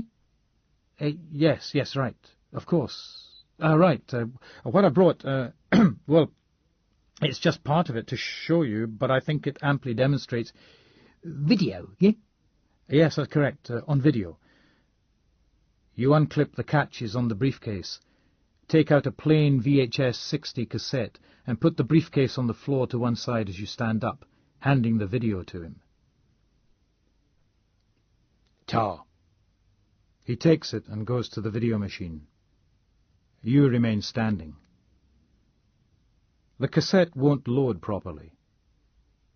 You can hear the VCR mechanism whining. Mr. Oliver bends to look more closely at the machine. You come up behind him. Is there a problem?" you ask. "Yeah, doesn't seem to be." The cassette will not load because you glued the hinge tape cover down. Mr. Oliver does not get to complete his sentence. You cosh him across the back of the head. However, he had started to move his head as you swung at him, and you only land a glancing blow. He falls to one side, one hand trying to find the purchase on the wall of hi-fi components, shifting the CD player and amp back on their shelves. "What?" he says. You smack the cosh hard into his face, breaking his nose, then stamp on his crotch as he falls back. He doubles up on the floor, lying on his side, snorting and gasping. You're staring wildly round the room, waiting for some burly minder to come charging in, swinging a baseball bat, your other hand in the pocket of your suit where the Browning is, but nobody appears. You lean forward and cosh Mr. Oliver across the back of the head. He goes limp. You handcuff his arms behind his back and go to the briefcase to get the things you will need. Once you have everything ready and the camcorder is set up, you have to wait for him to wake up. You go down to the street door and lock and chain it, then pad round the maisonette, making quite sure there is nobody else in. Mr. Oliver's bedroom is all wood, brass, furs and red velvet. A glass cabinet houses a militaria collection, specializing in the Waffen-SS. A bookcase holds numerous books about Nazi Germany and Hitler. Mr. Oliver's private videos are stored in a repro teak and walnut wardrobe. There is a large combination floor safe under the Persian carpet. You bring what looks like a representative selection of the videos down to the lounge where Mr. Oliver is sitting, still unconscious and sagging slightly, handcuffed and tied in a chrome and leather chair you brought down from the second bedroom. You've gagged him with a sock and a silk scarf you brought from his bedroom. His right arm is firmly tied to the leather-padded arm of the chair. You have removed his cardigan and rolled his shirt sleeve up. While you wait for Mr. Oliver to regain consciousness, you look at the videos you brought down from the bedroom.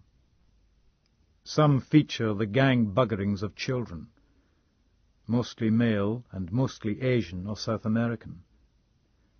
Others show women being mounted by donkeys and other animals in what looks like a prison.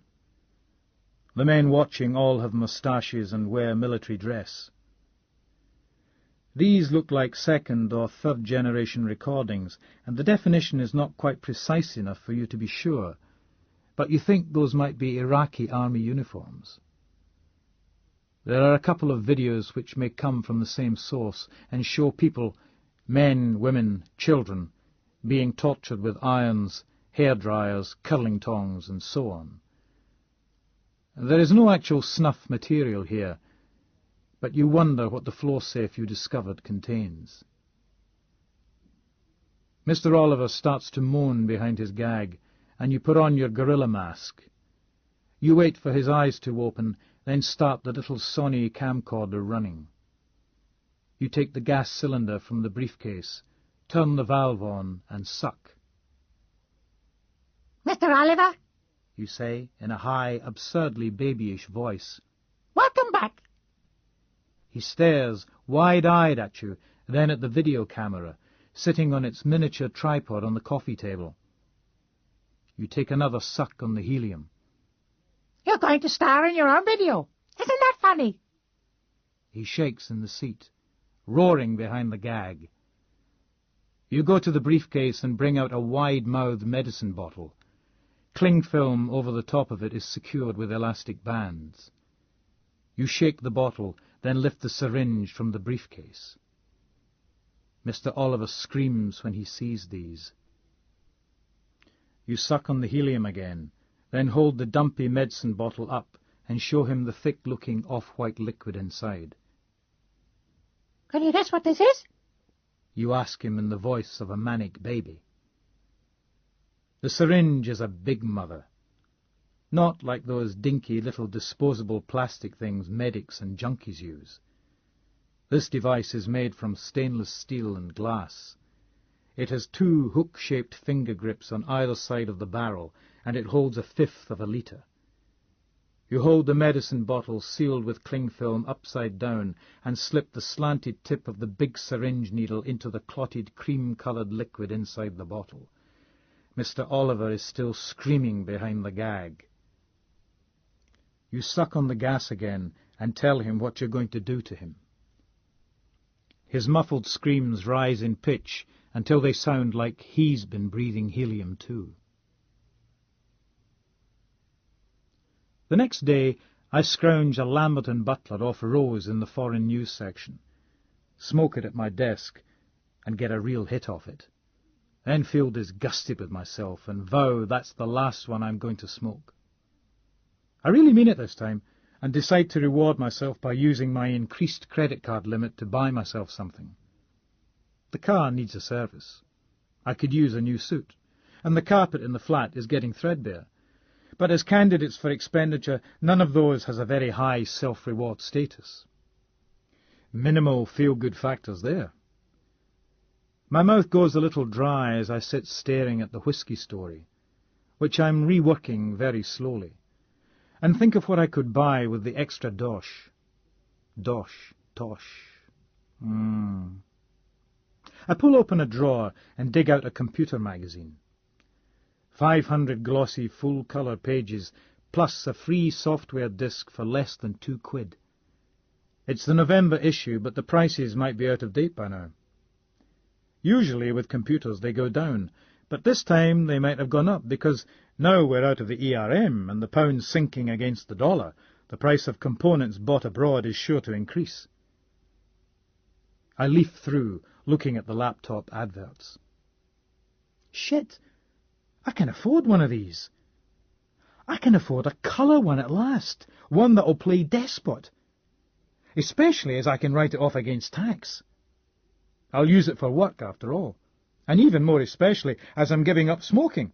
That's £20 a week at least I'll save, even if I don't stop doing speed. The price of 386 laptops has fallen quickly recently, and colour screens are no longer luxuries in the portable market. Yo! Before the more sensible bits of my brain can start coming up with convincing arguments for doing anything else with the money, I call up a manufacturer in Cumbernauld I've heard good things about, and talk to one of the salespeople. I discuss what I want with him, and we agree I might as well go for a 486. This means spending a little more money than I'd been thinking of, but it'll be worth it in the end. A decent-sized hard disk is a necessity too, and a spare battery, naturally. Plus, I'll need cabling to transfer data between the PC at home and the laptop.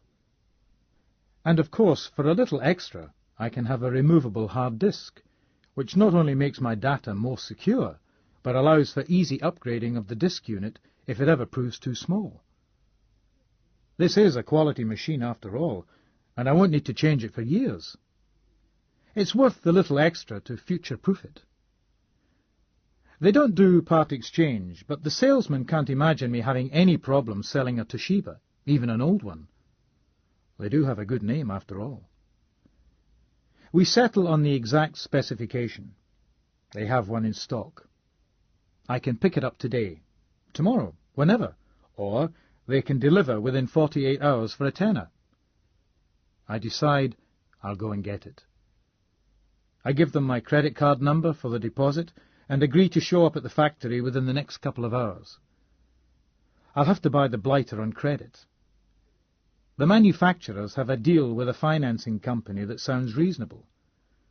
I'm close to the limit of my bank overdraft, even though it's nearly time for my salary to lift my bank account briefly into the black before it settles comfortably and familiarly back into the red for the rest of the month.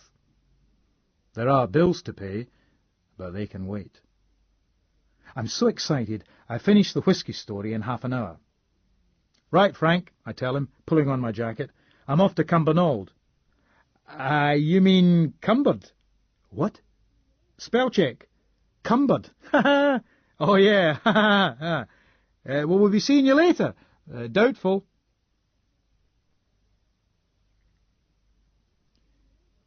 I circle the room, breathing quick and deep. She swivels, following me, facing me, her body glistening. I'm breathing hard too. Chest heaving, hands out in front of me, feet squeaking on the tiles. I'm conscious of my cock swinging between my legs. She gives a half grunt, half laugh, and jumps towards the bath. I catch her ankle as her leap turns into a feint and she darts the other way, hauling the door open. Her oiled skin slides through my fingers as I stagger and almost fall into the jacuzzi, banging a knee on its tiled platform, while she disappears through the doorway, slamming the door behind her. I quickly rub my knee where I banged it, then pull the door open and race through the dressing room to the dimly lit bedroom. No sign. I stand there, rubbing my knee, breathing through my mouth to make less noise so that I'll hear her. The bed is king-size, still rumpled, its mahogany foot and headboards shining lustrously in the glow from the concealed lighting beneath the bedside cabinets and shelving system. I pad over to the bedside, glance back to the dressing-room door, then squat slowly, feeling my prick slide, caught between my calves, with a delicious anticipatory thrill. I pull up the covers fallen over the side of the bed and glance quickly underneath. There's a hint of sudden noise behind me, and I start to turn and rise, thinking she was in the dressing-room wardrobe. But it's too late. She crashes into my back and side, knocking the wind out of me and bowling me over onto the bed, landing me on my face on the creased black satin sheets and trapping my dick painfully back between my thighs. Before I can do much, she's straddling me. Slim, hard legs slipping oiled over my flanks, while her taut little bum crunches down into the middle of my back, winding me further. She grabs my right arm, twists it until I shout, breathlessly, in pain, and hauls it up my back towards my neck, pinning it there, about a centimetre below where it would hurt unbearably, and only a few more further down from where the humerus would break. Serves me right for playing this sort of game with a woman who ran a self-defence course for female students, still regularly thrashes me at squash with technique or power, depending on what sort of mood she's in, and does serious weights.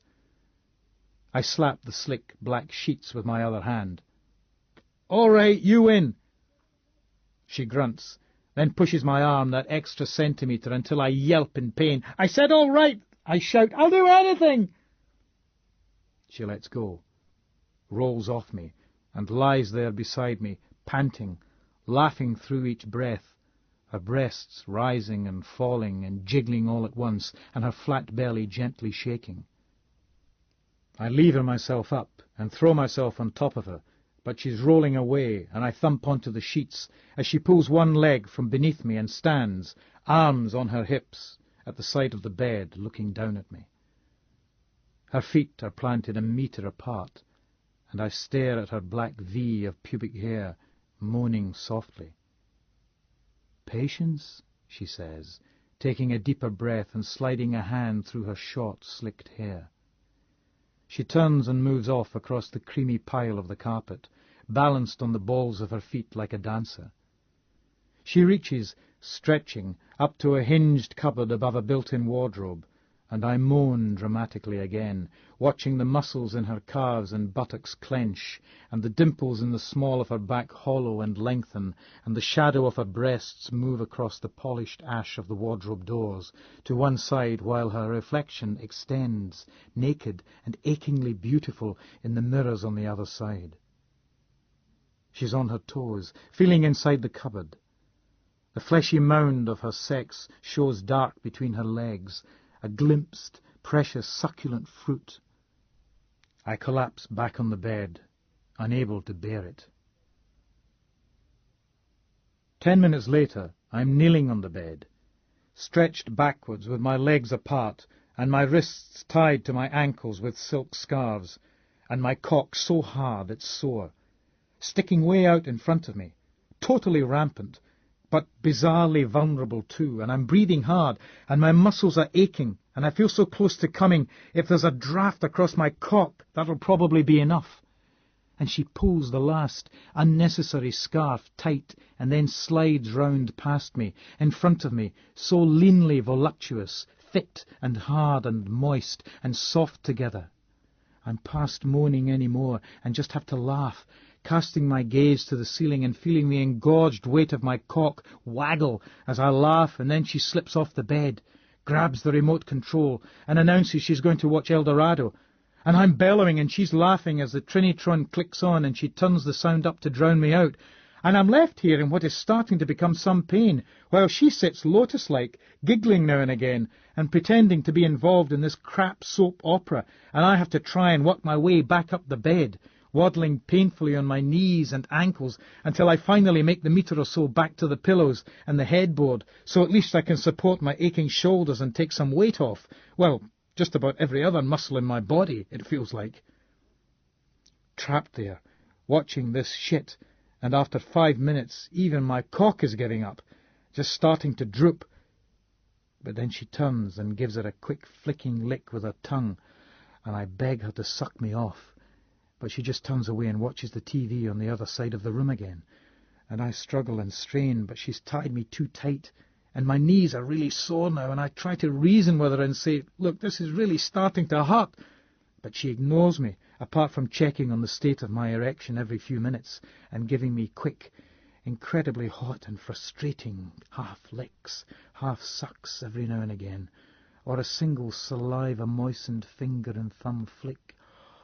And I'm roaring in frustration and desire and pain in about equal and immense amounts, and finally, thank fuck, the Anglo-Spanish crap ends and the tune tinkles and the credits roll and she clicks the box to MTV, and it's still not over.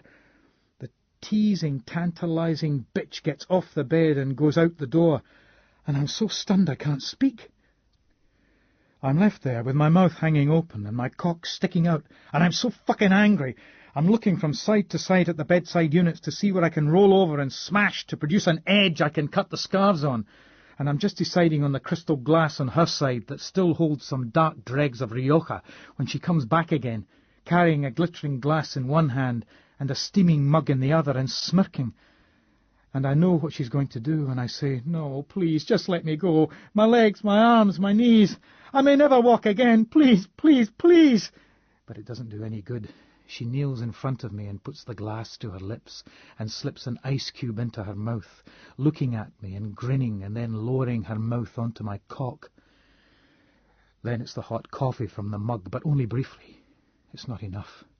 Then the ice again, then the coffee, then the ice, and I'm crying now, actually crying with pain and lust and the unbearable frustration of it, crying and begging, pleading with her to stop, until finally she spits the last ice cube out and puts the glass and the mug down beside the wine glass and comes forward and straddles me, slipping me quickly, easily, deep inside her, and she feels hotter than the coffee, hot enough to scald, hot enough to burn, and I give a small shock as she moves up and down on me and puts her fingers to my neck and the other hand down behind her to my balls. And suddenly I'm coming, still crying and sobbing now as the spasms shake me, and she goes suddenly very still, whispering, baby, baby, to me, as I jerk and pump, and the motions make the pain in my legs and arms and joints worse and better at the same time.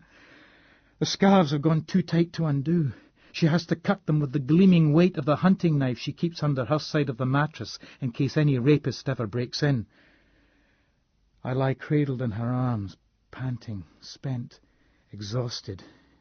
The agony in my muscles and bones and sockets gradually easing, and the tears on my face drying, and she says softly, "How is that?" And I whisper, "Fucking brilliant."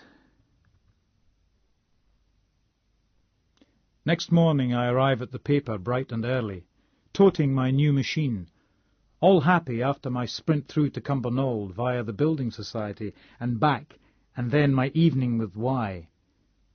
She was disappointingly unimpressed with the super-sexy new machine. But I guess not everybody's into computers, and fuck it, given the choice of it or her in my lap, I'd take her. After which I returned to Chenies Street. Y likes me to leave before it gets too late, worried that her neighbours in the exec development will talk. I was so tired that even though I was just dying to get the new laptop going and make sure Despot runs all right, portable at last, the screaming orgasmic joy of it, I fell asleep on the couch instead, and somehow transferred myself to the bed at some point, and so had a good night's sleep for a change. I get up with the dawn, or not long after anyway, make it into the office slightly early for once, and Frank's there in reception when I come in, and I'm about to show off the new machine when he looks worriedly at me, draws me to one side away from the receptionist's desk and the small ads and back issues counter until we're standing in a corner, and says, "Cameron, Eddie wants to see you. He's got a couple of policemen in with him." "What's this?" I asked, grinning. "Fetisgate again?" Fetisgate is a minor scandal involving the Lothian police force. A gay guy, who felt he was being victimized, broke into the cop HQ out at Fetis with embarrassing ease, and found and copied lots of sensitive papers. "No," Frank says. "Nothing to do with that, apparently. They're asking for you." "Me?" Yes, you, quite specifically. Know their names? No. I know quite a few cops, some fairly high up, just like I know lawyers, advocates, doctors, politicians, civil servants, and people in a variety of agencies. No big deal. Can't imagine why, I shrug. What's it about? Any idea? Frank looks uncomfortable. He glances at the commissionaire behind his desk nearby and turns away from him. He leans his head close to mine and says quietly, "Well, Morag overheard something of what they were saying on the intercom. I put my hand over my mouth and do a stage snigger. I thought Eddie's secretary eavesdropped on him. I didn't know until now she confided in Frank." "Cameron," Frank says, dropping his voice still further. "Apparently they're investigating some murders." Chapter 5. Naked Flame. The Mercedes estate comes grumbling down the drive, splashing in dark puddles under the dripping trees. The car draws up by the blank gable end of the dark cottage. As the headlights are switched off, you turn the night sight on. He gets out of the car, carrying a large leather flight bag, and walks to the front of the cottage. He's balding and of medium build, though with a paunch and rather a fat face. You watch him unlock the front door to the cottage. He enters, turning on the hall light and closing the door. You hear the alarm delay beep briefly before he turns it off. The rain patters down in front of you, and heavier drops from the overhanging trees plop all around. A light comes on at the back of the cottage, in the kitchen. You give him a couple of minutes while you put the night sight away and take out a pair of thick, wire-rimmed glasses. Then you go to the front porch, put the glasses on, and bang urgently on the solid wooden door. You take the bottle and the sanitary towel from your pocket, slip the towel's loops over your fingers, soak the towel with the liquid in the bottle, then put the bottle away again, holding the reeking towel closed in your fist. You hammer on the door again. "Sir Rufus?" you call when you hear noise behind the door. "Sir Rufus? Ivor Owen here, from down the road." You are modestly pleased with your gruff Welsh accent. "Quick, Sir Rufus, it's your car." You hear an English voice saying, "What?" and then a bolt slides. You let the door open. Mr. Carter is holding a shotgun, but it is pointing downwards. You can't tell whether he has his finger inside the trigger guard or not, but you have no choice. You dart forward, punching him hard in the stomach. He goes oof and starts to fold at the waist and knees. The gun drops from his hand as you jump to one side and clamp the sanitary towel over his mouth, then get behind him and lock your other arm around his neck. He manages to fling you back against one wall, and your glasses come off, but you hold on to him. He's still winded, struggling for breath, and the ether works quickly.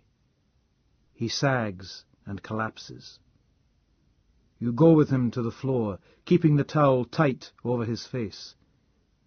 He moves once more, weakly, then goes still. The keys to the cottage are in his trouser pockets. You put him in the recovery position and go to the door. You put out the hall light, take the night sight from your day pack and look around. It looks peaceful enough. You close the door and lock it, but leave the alarm system off. You take off your moustache and wig, pick up the cracked glasses from the floor and stuff them all in the day pack. From it you take your black ski balaclava and slip it on. You have a look in the kitchen, but it's a slate floor. You drag him into the living room, put more ether on the towel, and leave it over his face. Then you roll back the carpet. You take the nail gun out of the day pack and use it to nail him to the floor through his clothes. pinning each leg of his trousers and arm of his jacket and shirt to the thick boards in 5 or 6 places. It's a noisy business. You take the sanitary towel off his face and pry his mouth open with the nail gun, to make sure he hasn't swallowed his tongue. You turn his face to the side. Sir Rufus Caius St. Leger Carter, to give him his full, wonderfully English title, dribbles saliva onto the dusty boards. You take off one of his shoes and a sock, then shove the bald sock into his mouth and seal his lips with masking tape. You hesitate, then you put the barrel of the nail gun onto the right cuff of his jacket, over the point where his upper wrist joins the bones of the arm, the place to put nails where they can't be torn out. You're not sure whether to do this or not. The nails through his clothes will hold him, trapped like an Armani-suited Gulliver. You don't need the nails through his arms, and it seems more elegant to use the nail gun and yet not do the obvious thing.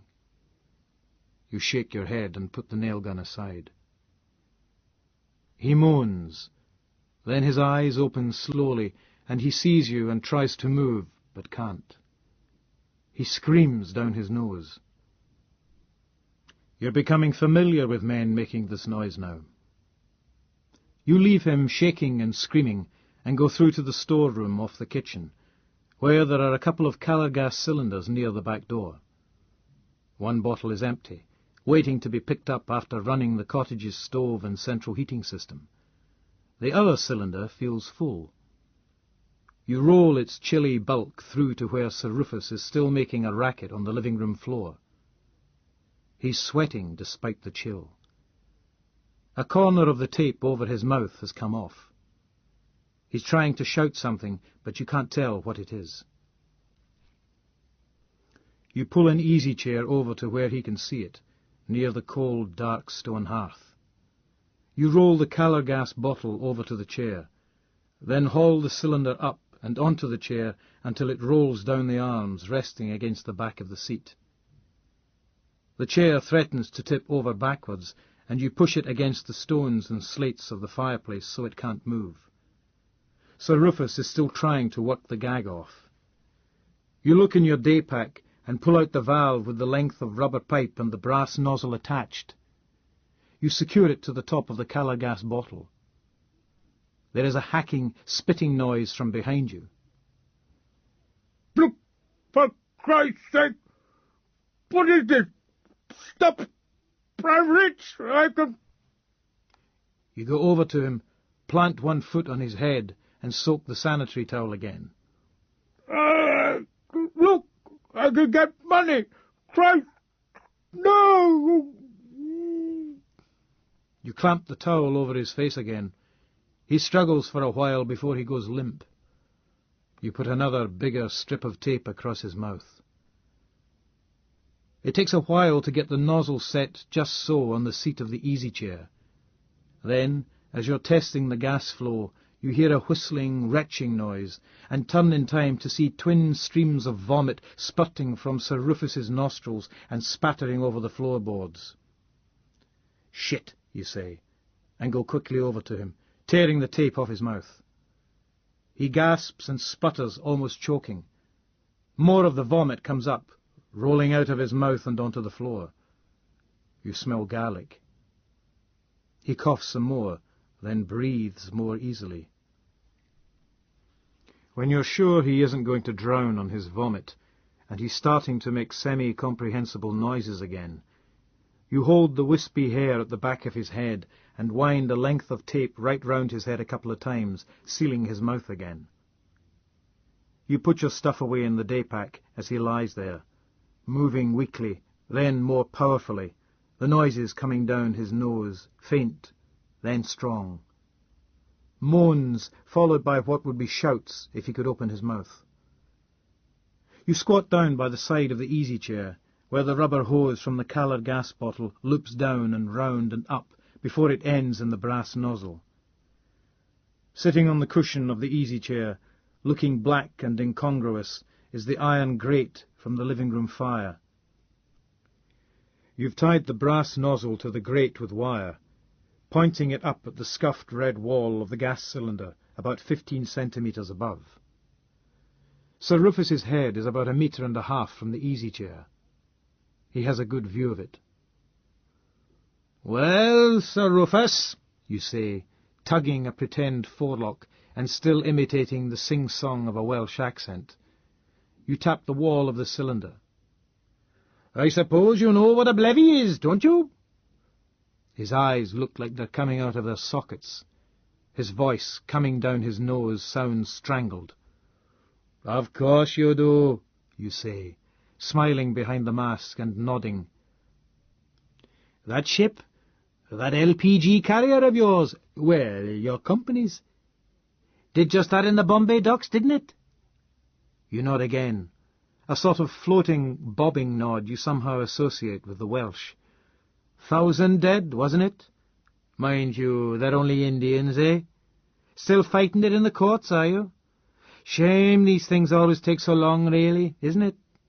Of course, altering the corporate structure like that, making the ship the only asset of the company, that makes life a bit easier for you, doesn't it? Not nearly so much compensation to fork out, I suppose." He coughs down his nose, then sneezes and seems to be trying to shout something. "Terrifying things, blevies, they say," you tell him, shaking your head. "Ever wondered what one looks like close up, have you?" You nod again. "I know I have." "Well..." You turn and pat the cold, fat shoulder of the gas cylinder. "Here's one I prepared earlier."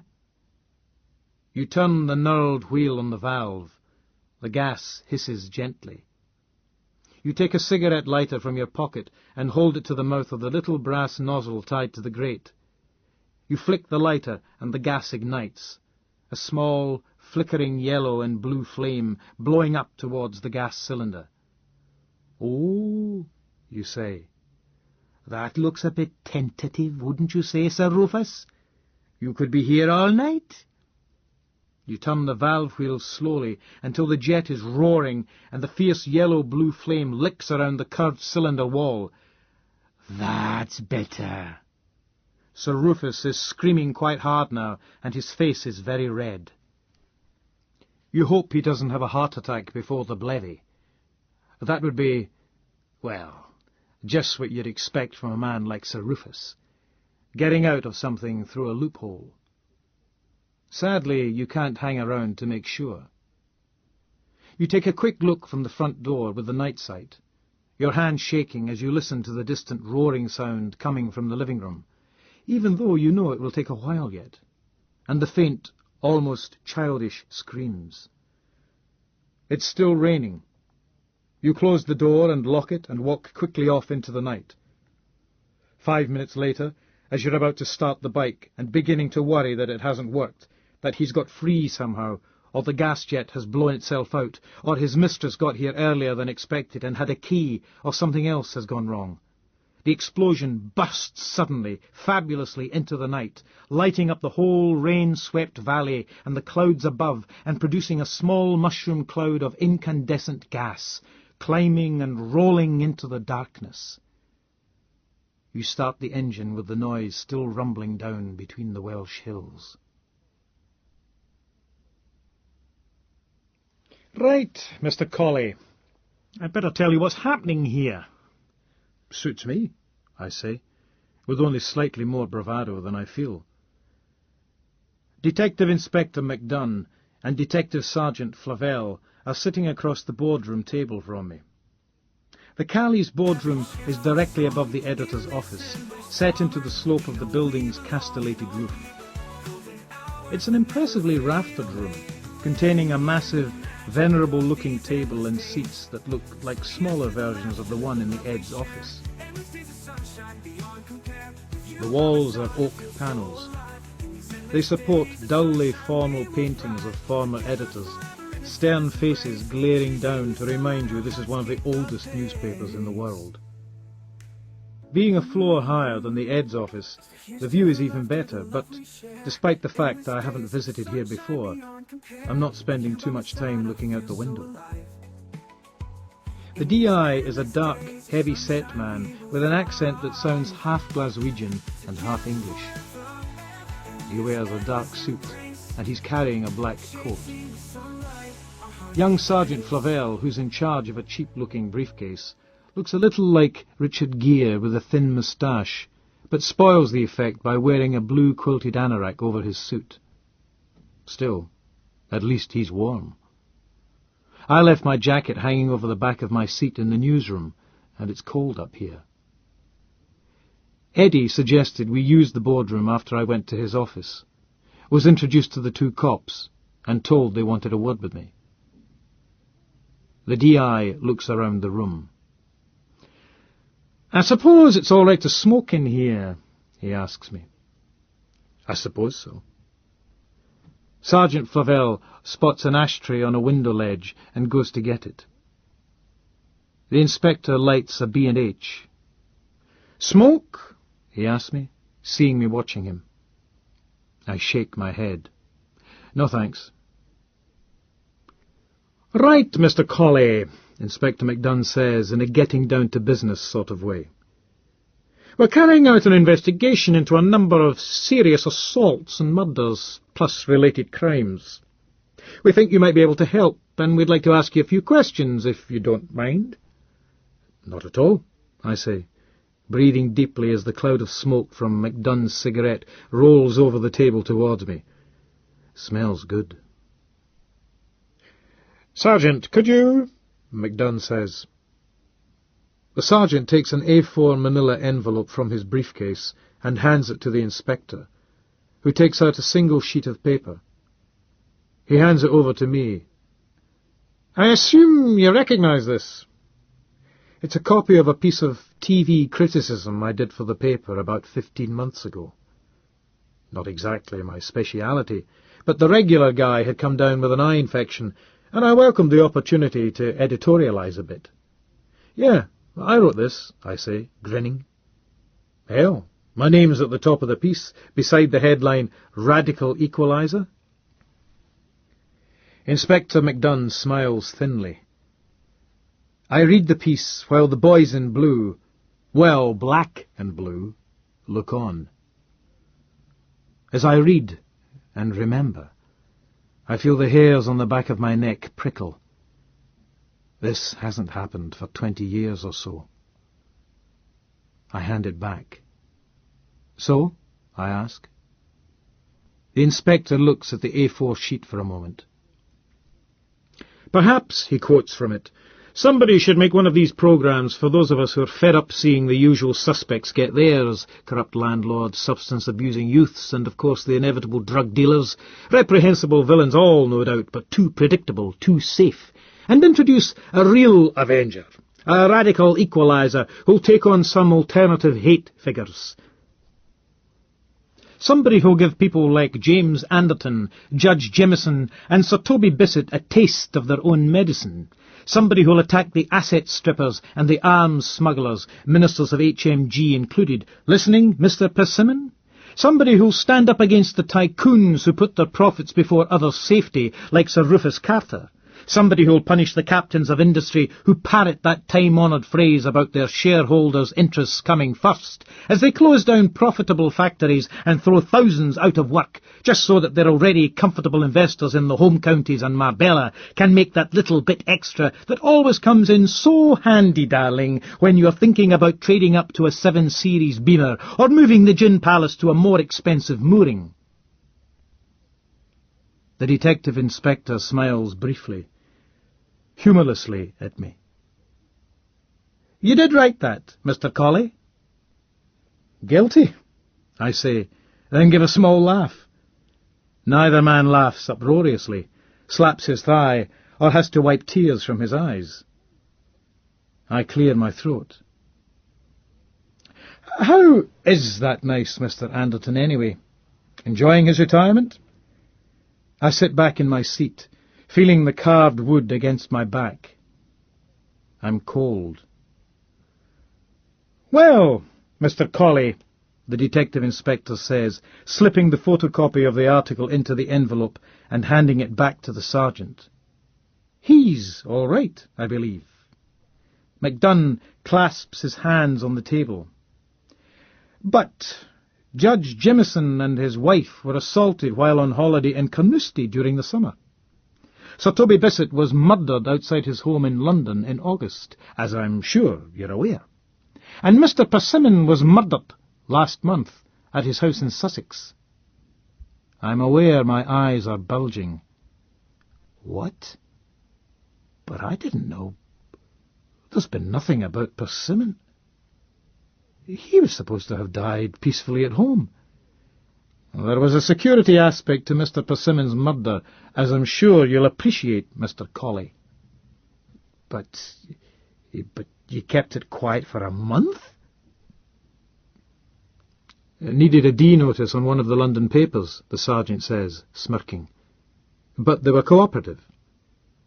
And it never got round the Journal Jungle Network? Shit. Must have been the Telegraph. And then on Friday night there, somebody blew up Sir Rufus Carter at his cottage in Wales. Burnt to a cinder he was. They only just identified the body. I don't react for a moment. Oh my God. Sorry, what? He tells me again, then asks, Mind if we ask what you were doing on Friday night, Mr. Colley? What? I stayed in. Sergeant Flavel looks significantly at the inspector, who doesn't return the look. He's watching me. He makes a strange sucking noise with his teeth, like he's straining something through them. I don't think he's aware he's doing it. All night? He asks. Huh? I'm a bit distracted. Yes, all night I was working. I can see he spotted the hesitation. And playing computer games. I look from the detective inspector to the detective sergeant. There's no law against playing computer games, is there? Christ, this is awful. I feel like I'm a child again. Like I'm up before the headmaster, like I'm back being castigated by Sir Andrew for that botched Gulf trip. That was bad enough, but this is ghastly. I can't believe they're actually asking me this sort of stuff. They can't really think I'm a murderer, can they? I'm a journalist, cynical and hard-bitten and all that shit, and I do drugs, and I drive too fast, and I hate the Tories and all their accomplices, but I'm not a fucking murderer, for Christ's sake. The sergeant takes out a notebook and starts making notes. You didn't see anybody else that evening? MacDunn asks. Look, I was here in Edinburgh. I wasn't in Wales. How on earth am I supposed to get from here to Wales? We're not accusing you of anything, Mr. Colley, the DI says, sounding mildly aggrieved. Did you see anybody else? No, I stayed in. You live alone, Mr. Colley? Yes. I did some work. Then I played a game called Despot. Nobody called round. Nobody saw you. No, they didn't. Try to remember what happened that evening. I had a phone call. About what time would that be? Midnight. And who was that from? I hesitate. Look, I say, am I being charged with anything? Because, I mean, if I am, this is ludicrous. But I want a lawyer. You're not being charged with anything, Mr. Colley, the inspector says, sounding reasonable and slightly offended. These are inquiries, that's all. You're not under arrest. You don't have to tell us anything, and certainly you may have a lawyer present. Sure. And if I don't cooperate, they might arrest me, or at least get a search warrant for the flat. Gulp. There's a couple of quarters of dope, some speed, and at least one ancient tab of acid in there. Well, it's just, I'm a journalist, you know. I have to protect my sources. Oh. Was this midnight phone call on a professional matter then, Mr. Colley? Inspector asks. Decision time. Now what? What do I do? Fuck it. Andy won't mind. He won't mind. No, I tell the inspector. No, it was a friend. A friend. His name's Andy Gould. I have to spell his surname for the sergeant, then give him the phone number and his decrepit hotel. And he called you? The inspector says. Yes. Yes. Well, no, I called him, left a message on his answer machine, and then he called me back a few minutes later. I see, the inspector says. And this was on your home Phone, correct? Yes. The one that comes With your flat? Yes. Not on my mobile, if that's what you're driving at. The inspector says. He folds the last 3 centimetres of his cigarette carefully into the ashtray, takes out a little notebook, and flips it open to where the page is held by an elastic band. He looks from the notebook to me. And About October the 25th, and September the 4th, and August the 6th, and July the 6th, and July. I almost laugh. laugh. Are you serious? I mean, are you asking me? Do I have alibis? You'd just like To know what you were doing on those dates? well, I was here. I mean, I haven't left Scotland. I haven't gone over to London, or I haven't been down south for nearly a year. The inspector smiles thinly. Okay, look, I say. I'll have to check in my diary. Could you fetch your diary, Mr. Colley? Well, I say my diary. It's in my laptop. Computer. Ah, so you do have one of those. Is that in the building? Yeah, it's downstairs. Yeah. I just got a new one, but all the files are transferred. I start to stand. Holds up one hand. Let Sergeant Flavel with that. All right. I sit down Again and nod. It's on my desk. Sergeant. As he goes to the door. The inspector sits back in his seat and takes out his B&A. He sees me watching him again. Sure you won't. Yeah. I will, thanks, I say, Reaching out to take the cigarette. and hating myself as I do it, but thinking these are exceptional circumstances here. I need all the help I can get. By all accounts.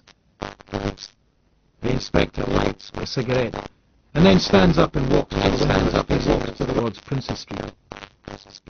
I turn in my seat to watch him. It's a blustery day. Cloud shadows and patches of golden sunshine slide through the face of the city, turning the buildings to dark grey. Lovely view from here. The inspector says. Yeah, great, I say. I'm getting a fairly decent hit from the cigarette. But more often. Dare say they don't use this for No. No, I don't think they do. No. Shame. Really? Yes. Funny thing, The inspector says, peering out over the city of Fife, grey-green under heavy clouds under the river. The night Sir Toby was killed. And the morning after, Mr. Persimmon, somebody rang up the Times and claimed they were IRA. The inspector turns to look at Tom's face, wreathed in smoke. Yes, well, I say, I heard the IRA claim they killed us. Retracted. yes. He says, looking seemingly puzzled. Whoever it was used the same word both times. Yes. That's what's funny. You see, Mr. Colley, You and me. we both know there are code laws the IRA use when the IRA bomb one or take responsibility for a murder. You have to have these codes or otherwise any Tom, Dick or Paddy could call in and claim they were IRA. Down London they could. First time. He knew one of the code words. A recent one. Uh-huh. I'm feeling cold again. I can see where this is leading. Isn't it out? So what? So, pulling on my fag, eyes narrowing, expect an ex-policeman in? Favoured with the inspector's thin smile again. He makes that funny sucking noise with his saliva towards me, and I have to lean to one side to make. He reaches past me, flicking some ash, then steps back to the window. That's right. Mr. Colley, We did think of a police. We did. serving or not, The DI looks like he's thinking. Oh, I tell you. Foot operator, I suppose, he says, as though. Or a journalist, raising my eyebrows. Or a journalist, the inspector, leaning back against the window, fitted by the bright gleam of rushing cloud outside. You wouldn't happen to know those codes, would you? Not off the top of my head. They're kept on the paper's computer system, dictated by a password. But I do write on security matters, amongst other things. And I do know, so I have got access to the codes. But I don't know what they are, if that's what you're getting at. Not really getting at anything, Mr. It's just interesting. Look, Detective Inspector, I am putting out my cigarette. I'm a single man. I do a lot of work from home, and over Scotland. I phone it into the paper. To be honest with you, I really have no idea applies to all those dates or not. I have a lot of professional lunches and dinners and keeping in contact with people who's work like police top brass and lawyers and it never does any harm to remind me people like those. But come on, holding my arms out. Are you angry? Like another? The detective laughs too. No, you don't. He draws on the cigarette, he says. He brings the cigarette carefully, leans past me to fold the stub into the ashtray, and says, I helped interview Dennis. Remember him, Mr. Colley? Guy that killed. Guy Hopes? I nod. Comes to the window. I don't like the way. Young man. What? Under his floorboard. Buried in the bloody football team of stiffs he had. He looks out the window again, away from me. He shakes his head. He didn't look like a murderer either. The door opens, comes in with my new laptop. Suddenly, I have a bad feeling about all this. Of the Cafe Royal, through the wall from the restaurant, Fly and William last week. Cars chattering bacons. I can hear the distant cutlery and crockery coming over the tall particularly off the place's high ornate ceiling. I'm staring at the gallery of the island bar where life is away having a pee, and I'm experiencing illusion of something because things are not right. I can see blurry ahead of them in the gallery, and I can see their reflections behind them, but I can't see my own reflection. Al comes back through the throng, his way between the elbows, his way between lifts his coat and leans on the bar beside me, drinking his pint. Help me, Al, I say. I'm going crazy and vampires on a fucking vampire or something. Al looks at me. Older than me. 42%. Mouse teacup-sized bald patch. A couple of scars above the nose, that make him look like he's frowning all the time, but usually he's laughing. Bit smaller. Engineering consultant. Met some at the bulbs under the paintball guns and the woods boys getting to think of intensity of such a keen spirit-building hoot. What are you talking about? What are you talking about, you incredible cretin? I nod at the gallery. I nod at the gallery ahead of me. The people there. I can see behind the bottles. Just as I can see people behind. I swear they're the same. I swear they're the same people. And the mirror behind the bottles. And the mirror behind the bottles. But I still can't see myself. I nod again. I nod again, hoping that the mirror will show us in the mirror. But it doesn't. I say, look. I say, in the mirror. Look. In the mirror. It isn't a mirror, isn't it? I stare. I stare. Glass shells. Glass shells. Brass bottle of story red facing me. And its back visible in the likewise. A bottle of likewise. A bottle of blue still facing me. Label facing white back. And the plain white back of the label visible the vodka inside. And the vodka inside. Same bottle of Bacardi alongside. I can see the little label on the back of the bottle. And see it through the bottle. And see it through the bottle from the front. Of course it's a mirror. Of course it's a mirror. Al, so his chin is on my shoulder. His chin is on my shoulder. Forwards. He peers forward. He takes a pair of glasses. I know there's a little jacket pop out from his jacket pocket and puts them on. What? He says, sounding exasperated. A person gets in the way, pulling a pint and then bowing where I'm looking. And I have to move my head, but I can't until she moves away. Can you hear about? Al says. He turns, looking in the mirror again. I look in the mirror again. Christ, I can't see him either. Maybe it's all those southern comforts drinking to Bush's defeat by Clinton. Once like Al suggested. How could looking at bodies that are glued in the UK copy is he just even in its original incarnation, they have the nerve to advertise it here as the genuine, another one of those great lies in advertising, the brain dead of Essex, very grey matter, very compromised by years of reading in Sun and drinking the bastards.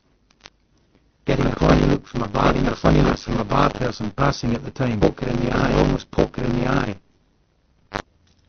I'm invisible, I squeal.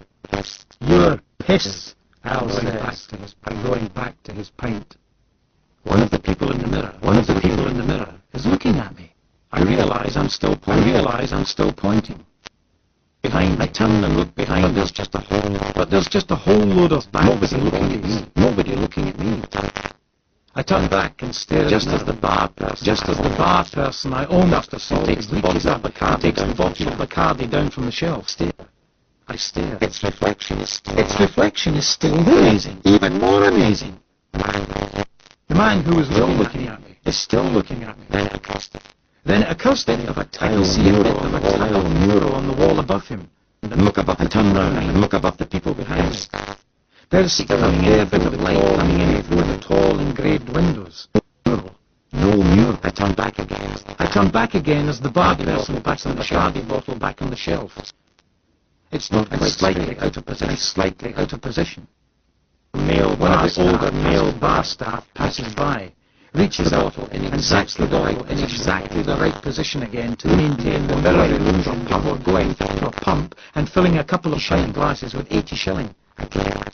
I glare at him as he comes towards me. The complete bastard.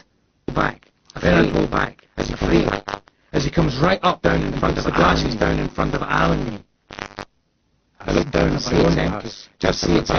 Just as the barman takes it away and accepts the money from Al, who pours the last few millimetres from his old glass into his new one.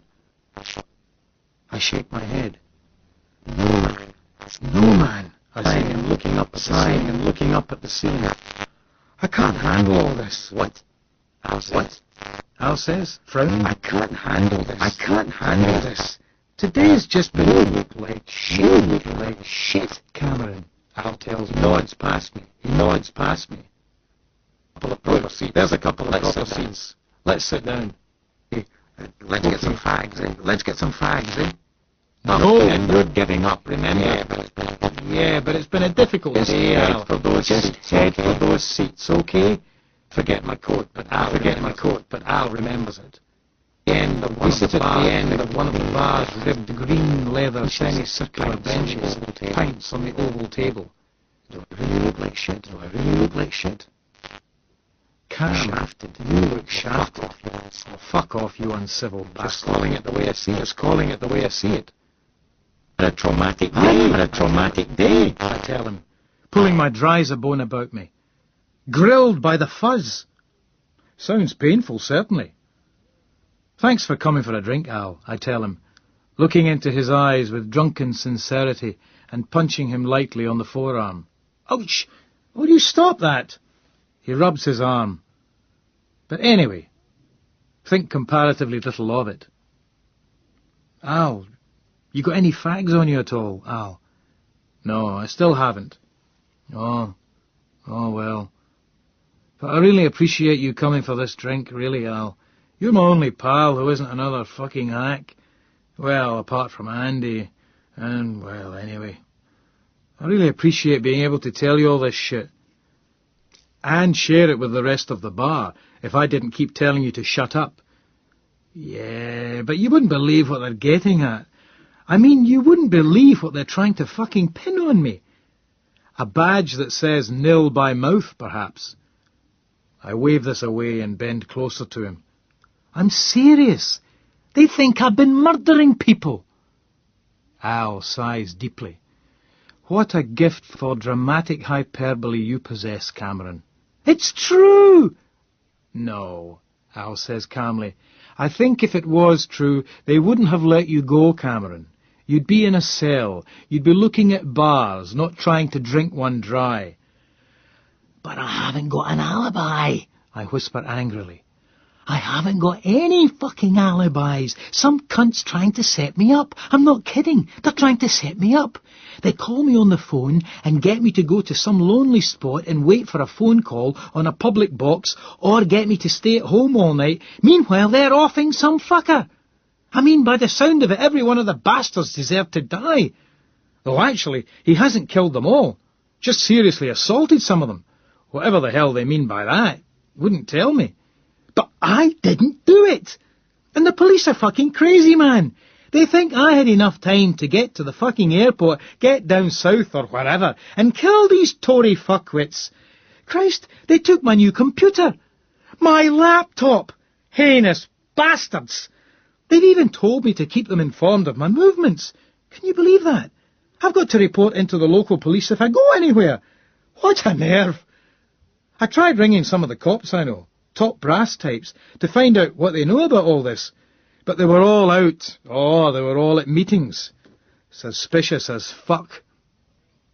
I glance at my watch. I've got to get home, Al.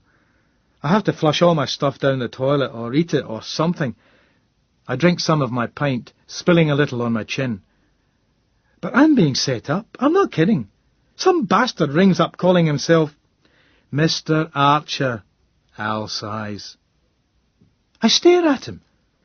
I can't believe this. How do you know? I screech. Because this is about the 5th time you've told me this. Shit. I think about this.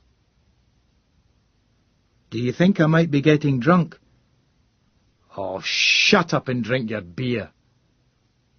Good idea. You got any fags on you at all, Al? An hour later, and Al's made me return a packet of fags I bought, and taken one slim panatella from my lips, just as I was about to light it at the bar, and taken me round to the Burger King, and made me eat a cheeseburger and drink a large milk, and I seem to have sobered up a bit, except now my balance is gone, and I'm having trouble standing. Al has to help me, and insists we get a taxi, and refuses to drive or let me drive, and I accuse him of being scared because of his record. I'm heading for the hills, I'm telling you, I tell him, as we make it out through the door and into the open air. Sound thinking, Al says. It's always worked for me. Yeah, I say, nodding emphatically and gazing up at the sky. It's sunset, and the air is cold. We head west along Princess Street. I'm heading for the hills, getting out of town, I tell him. I'm going to ditch all the gear in my flat first, but then, that's me, I'm off. I think I'll tell the boys in blue exactly where I'm going, so they can check up I'm not this fucking serial killer, assaulter, or whatever. But I'm rattled, man, I'm telling you, I don't mind admitting it. I'm off to the Highlands. I'm off to Stromferry No Ferry. Where? Al buttons his coat as we turn up Andrew Street and the wind gusts down from St Andrew Square. Stromferry No Ferry. Ha ha ha! Al laughs. Aye, of course. Stromferry No Ferry. I've seen that sign too. Al leaves me propped against the wall while he pops into a shop and gets some flowers. Get us a packet of Rothmans, Al, I shout, but I don't think he hears me. I stand there sighing heavily and smiling bravely at passers-by. Al reappears with a bunch of flowers. I throw my arms wide. Al, you shouldn't have. Good, because I haven't. He takes me by the arm and we head to the curb, looking for a taxi. He sniffs at the flowers. They're for Andy. Andy? I say, surprised. All right, I'll take them. I reach for the flowers, but miss. Al nudges me in the ribs.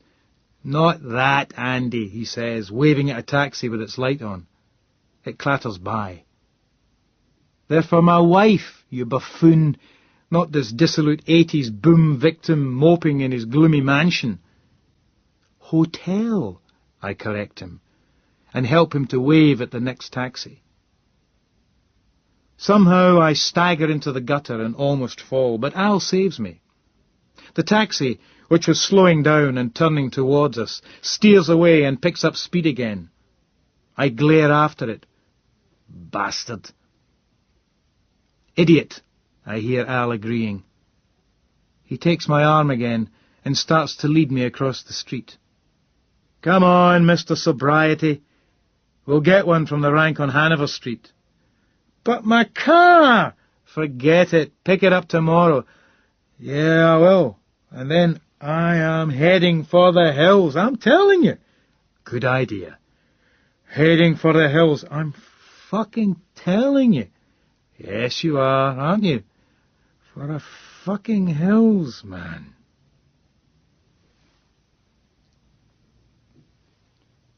I get home, and Al sees me to my door, and I tell him I'm fine, and he goes, and I dump all my stuff down the toilet, except for some speed, which I snort, and the rest, which I suck.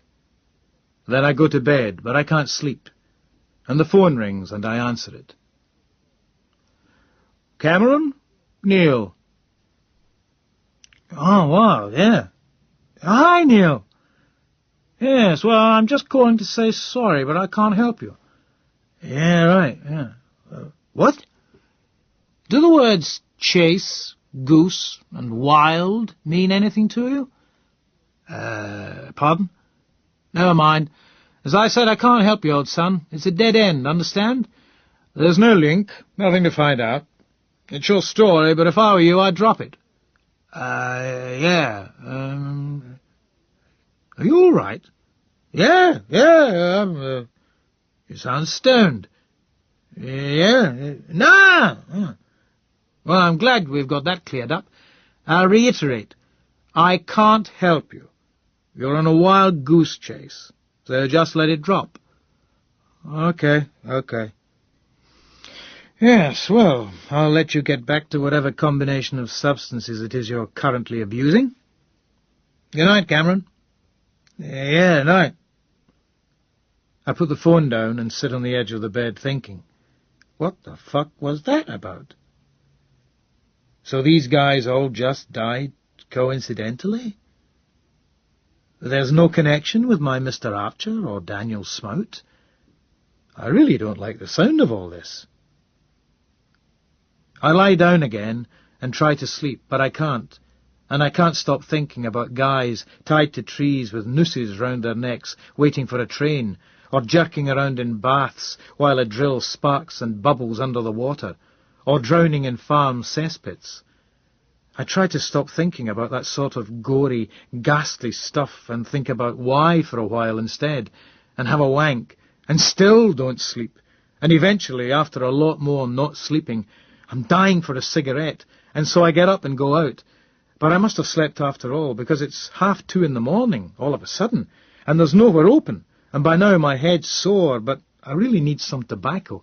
So I hoof it uphill, through Royal Circus and up Howe Street, until finally a cab stops, and I get him to take me through the quiet streets to the Cowgate, where the Casbah's still open. God bless the awful dive that it is. And at last I can buy some fags. Regal, because that's all they have behind the bar, and the machine's not working, but it doesn't matter. I've got a cigarette in my mouth and a pint in my hand. Medicinal. And anyway, I don't think they serve Perrier in the Casbah, and even if they did, some 7-foot biker would probably push a glass in your face just on general principles, and then drag you screaming into the gents and shove your head down an unflushed toilet. But hey, I'm not complaining. That's part of the character of the place. And I'm happy now. I leave at 4, walking from the Cowgate up to Hunter Square, where the waist-high glass-tiled roof of the underground toilets glows with hundreds of little blue marbles. One of the Lux Europae exhibits. I head down Flesh Market Close, forgetting the station is still closed at this time in the morning, so detour up Waverley Bridge and stroll along Princes Street beneath more abstract light sculptures, watching a street-cleaning machine as it trundles growling along the road, brushing and sucking at the gutters. I'm home by 5 and up again by 11, when there's a phone call that's more than ordinarily interesting that changes my plans, and so I go into work and have to pay Frank, Milltown of Toy, give in, Moulton of Toil, his 20 quid, because the Tories scraped through the Maastricht vote with less of a margin than I'd anticipated, and I try to phone Neil to make sure I didn't dream that call last night, but he's out.